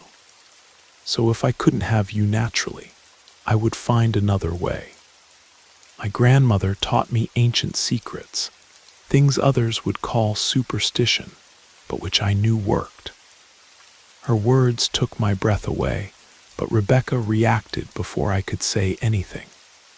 "This is insane," she burst out, her voice trembling with indignation. "If you think you can manipulate my family with some kind of magic, you're mistaken." Vanessa raised the candle, and her expression darkened. "You don't understand, Rebecca. This goes beyond the three of us. I sacrificed part of myself to achieve this power, and you can't simply decide it doesn't exist, or that you can prevent me from having what belongs to me." A shiver ran down my spine when I realized the candle flame was growing, projecting shadows that seemed to shrink around us, the air becoming heavier, charged with something invisible yet present. "You're playing with something you don't understand. Stop now before it's too late," I shouted, my voice choked with desperation. But Vanessa was no longer listening to me. Her eyes were fixed on the candle flame, and her lips moved in an almost inaudible murmur, as if reciting a chant forgotten by time. Suddenly, a gust of cold wind swept through the room, extinguishing the candle in an instant.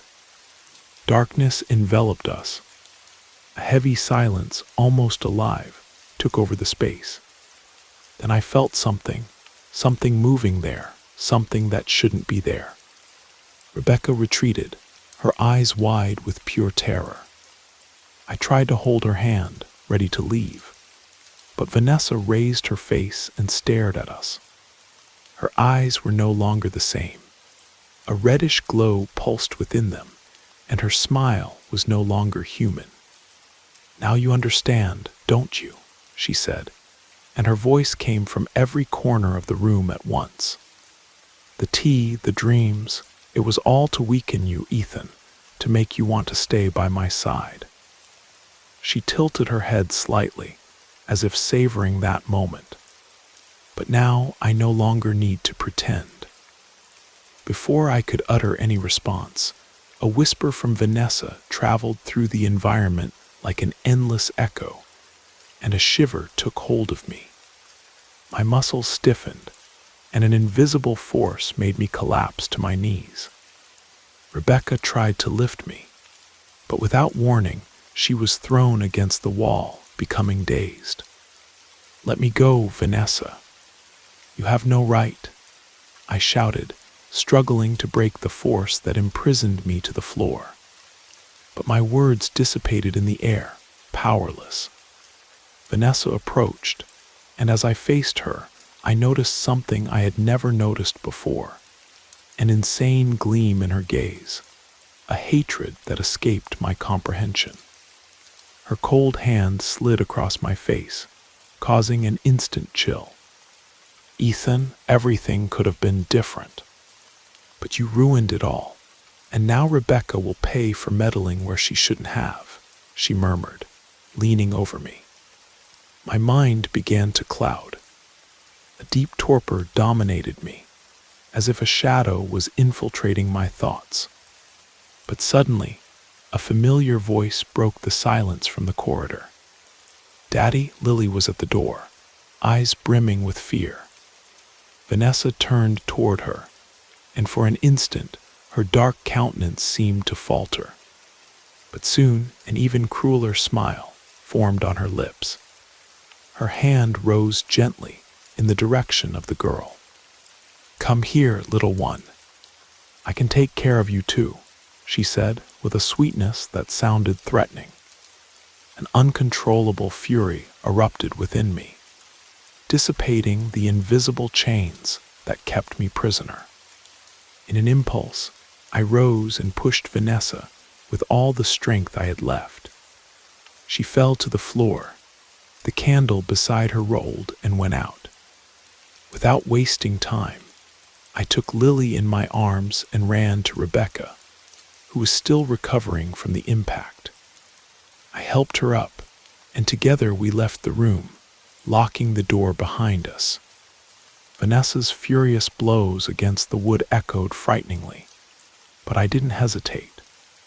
My only concern was to get my family away from that woman, who no longer seemed to be the same person. We sought refuge in the living room while Rebecca called the police, aware that no explanation would do justice to what we had witnessed. Each second seemed to drag on, weighed down by the incessant sound of Vanessa's fists against the door. But then the sound ceased. Suddenly, an absolute silence took over the house. I looked at Rebecca, who held the phone with trembling hands. Neither of us dared approach. When the police finally arrived and opened the guest room door, they were met with absolute emptiness. No sign of Vanessa, no luggage, no personal object, only a faint aroma of burnt herbs that permeated the air. "Are you sure she was here?" asked one of the officers, furrowing his brow. Rebecca and I exchanged glances. How to explain what had happened? The look of disbelief from the officers irritated me, but before I could protest, something caught my attention. On the floor next to the bed rested a small leather-bound notebook, aged and worn.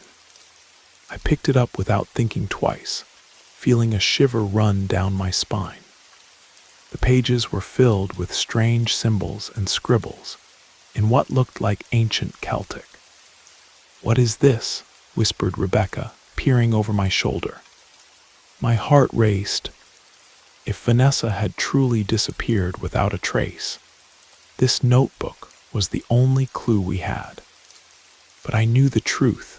The marks left on the door were real, and the small pouch of herbs I had found was still in my pocket, a tangible reminder of the darkness that had tried to consume us. Vanessa's disappearance cast a permanent shadow over us, an invisible scar that no routine could erase.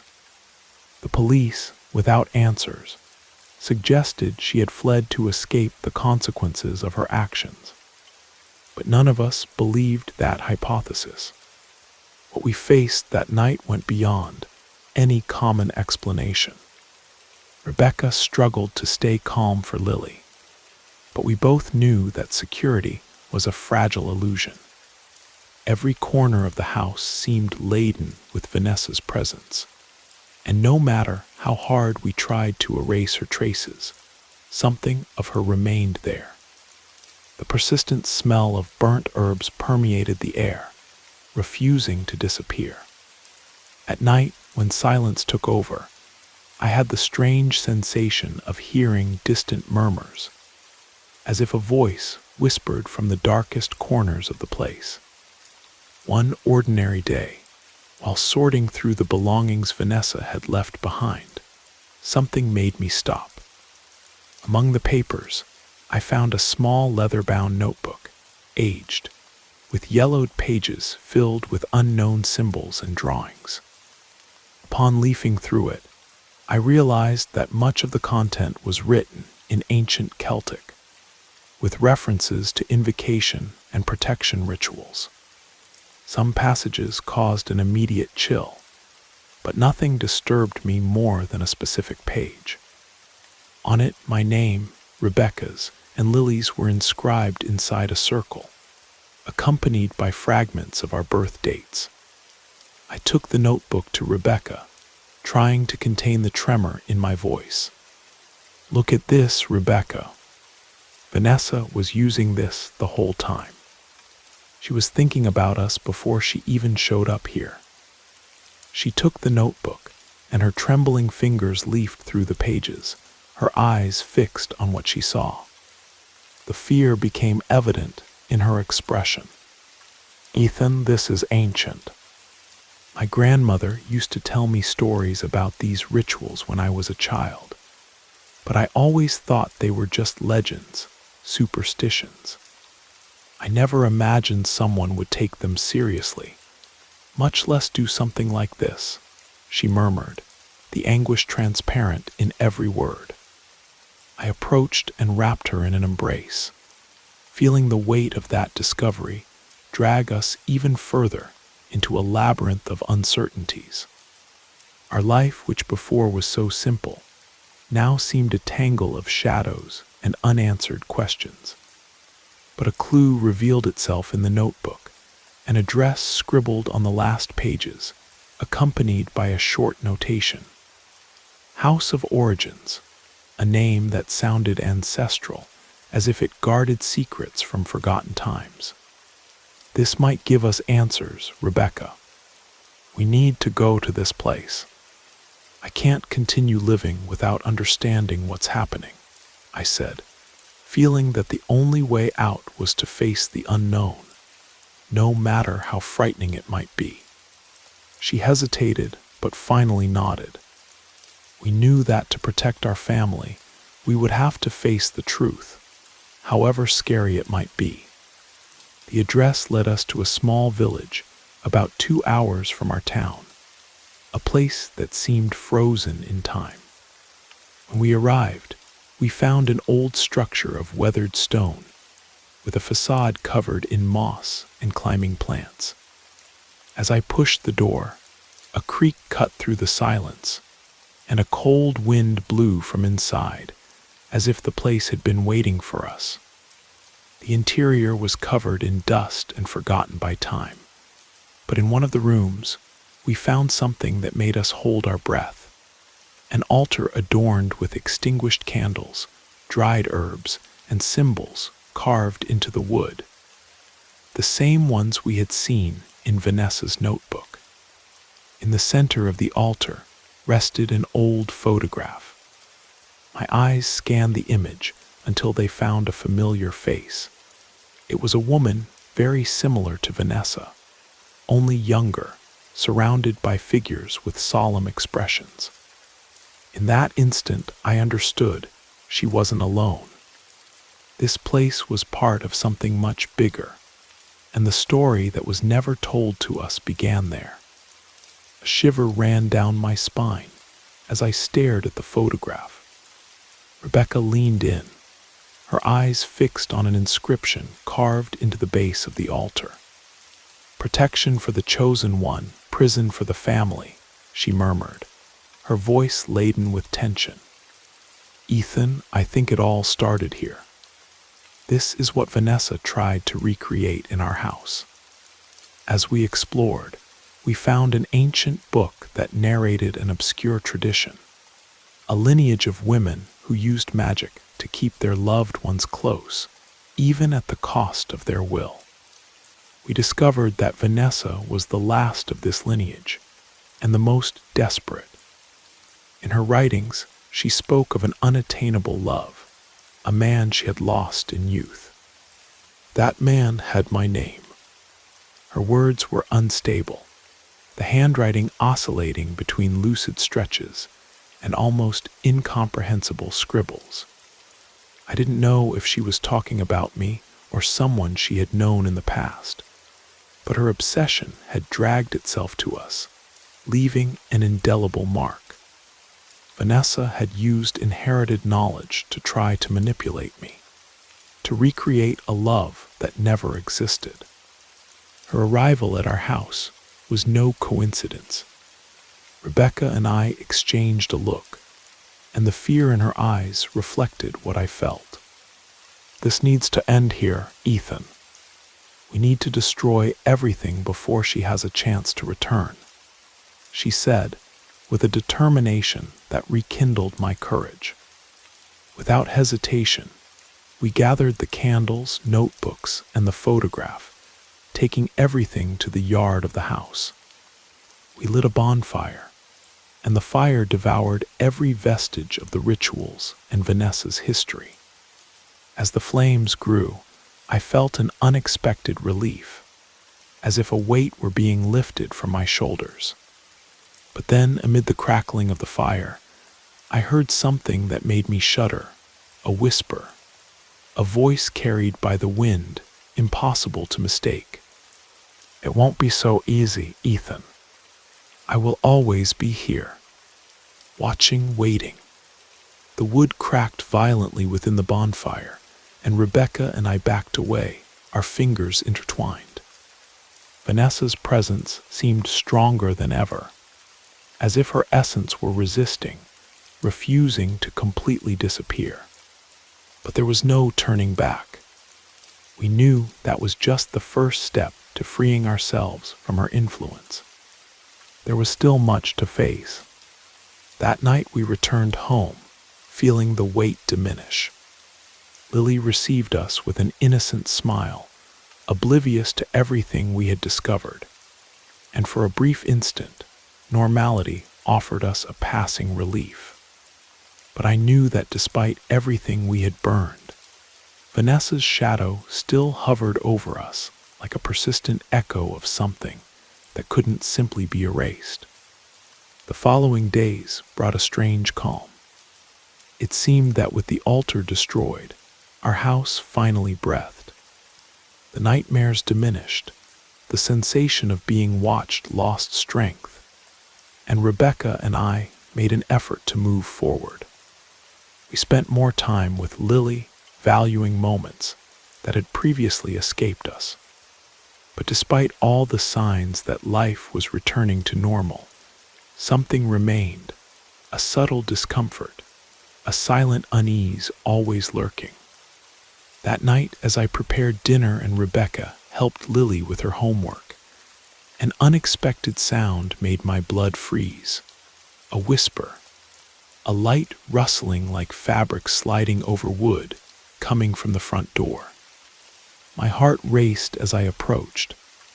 Upon opening it, I found only the emptiness of the night. But on the floor, right at the threshold of the door, rested a small fabric pouch, identical to the one I had found before under Lily's pillow. My trembling hands picked it up, and I took it to the kitchen. Rebecca looked at the object with a mixture of horror and resignation. "Ethan, how is this possible?" "We burned everything," she whispered, as if afraid of being heard by something invisible. "We burned it, Rebecca, but this proves that Vanessa is still here. She hasn't given up." My attention turned to the windows. I expected to see her silhouette hidden among the shadows of the street. I knew we couldn't continue like this. After we put Lily to bed, we decided we needed help. We could no longer face this alone. I thought of an old friend of my father's, Mr. Sullivan, a man respected in the community for his knowledge of ancestral rituals and traditional medicine. Rebecca and I had avoided involving third parties for fear of seeming insane. But now, it no longer mattered. We went to his wooden cabin, where he received us with a serious look, reflecting the gravity of the situation. As we related everything that had happened, he remained motionless, eyes closed, absorbing every detail.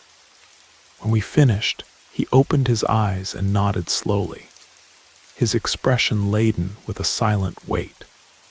"What you face is not just a vengeful spirit.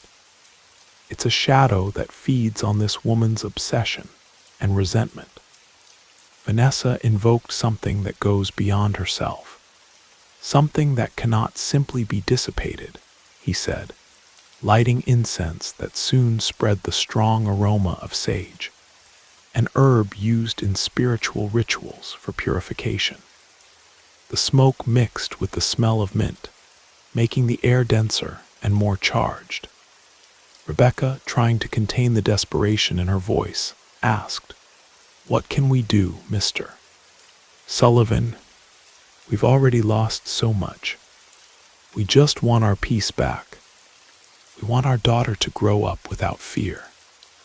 He nodded gravely and began grinding a mixture of herbs in a stone mortar, murmuring ancient prayers. Then he raised his eyes and observed us attentively, as if assessing our strength. "To break this bond, you must confront her where it all began, but not like before.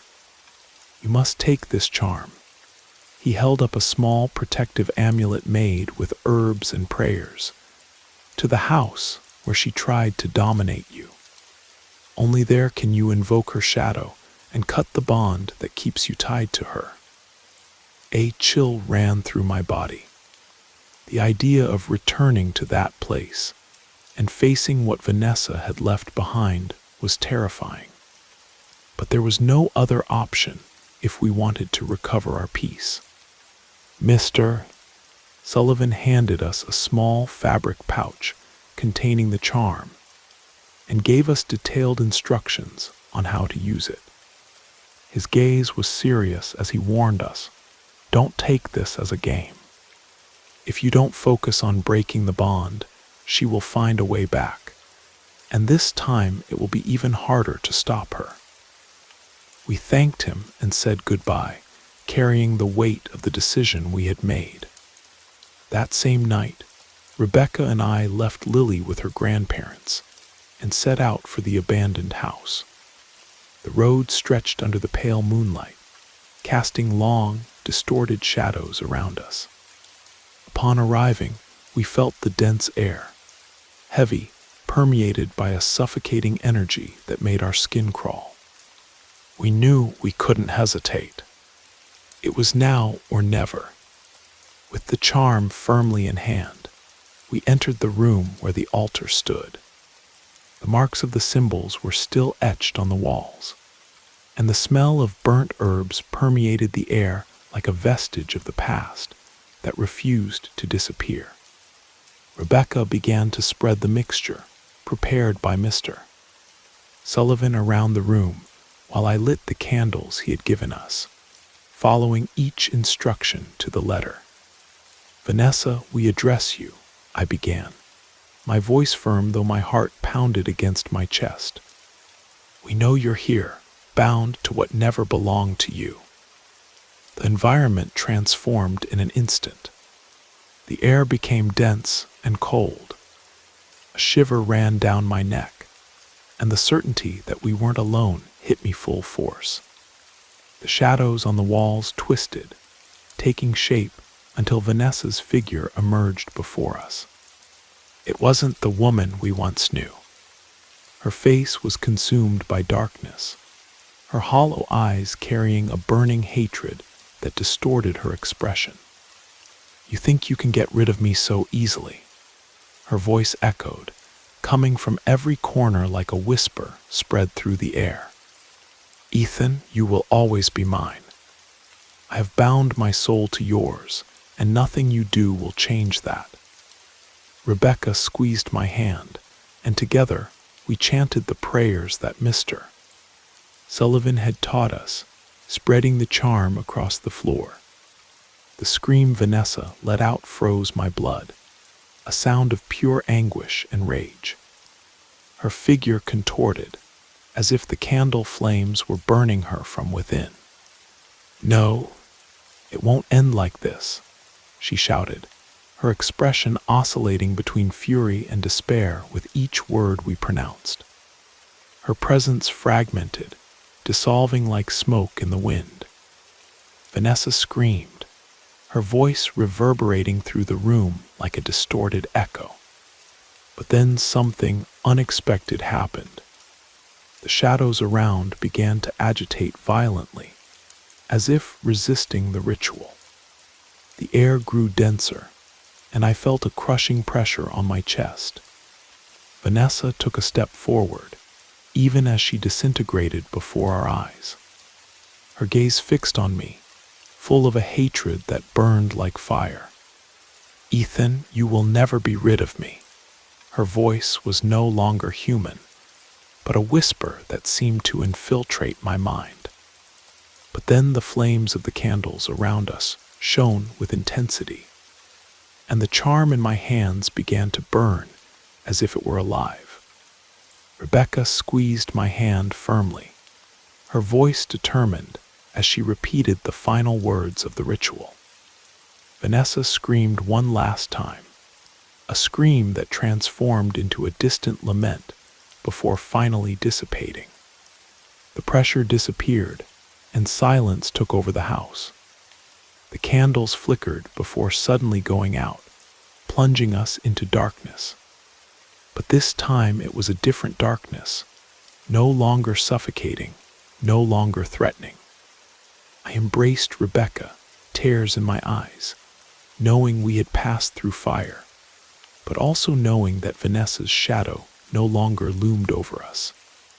I also knew that what we had experienced would mark us forever, reminding us how close we had come to losing everything. When we returned home that night, a peace we'd long forgotten enveloped us. Lily slept serenely, oblivious to what we had faced. Watching her, Rebecca, and I understood that we had done what was necessary. We had fought to protect our home, even when fear tried to consume us. Months passed, and normalcy returned to fill our routine. Rebecca and I began to smile again, and Lily regained her joy and innocence. The sensation of being watched dissipated like the mist that dissolves under the first ray of sun. But now and then, when the wind blows hard and the trees whisper to one another, an involuntary shiver still runs through my skin. On one of those tranquil afternoons, while organizing boxes of old memories, I found a fragment of the notebook we had burned at the altar. With trembling fingers, I opened the intact page. The handwriting was unmistakable. "This is not the end, Ethan. Where there is shadow, there will always be light to reveal it." My breathing faltered for an instant, and a shiver ran through my skin.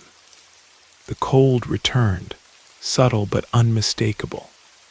I closed the notebook firmly, and without a word to Rebecca, locked it inside a box. Some truths didn't need to be shared. Some things were better left buried with the ashes of the past. But since then, whenever the night becomes too silent and an unexpected whisper cuts through the dark, I wonder, did we really escape Vanessa's shadow, or did she merely give us a truce before returning?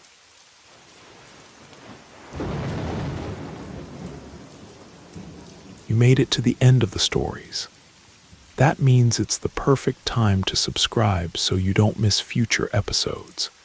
And if you haven't already, leave a like and drop a comment. I'd love to hear your thoughts. Have a great time relaxing, and good night.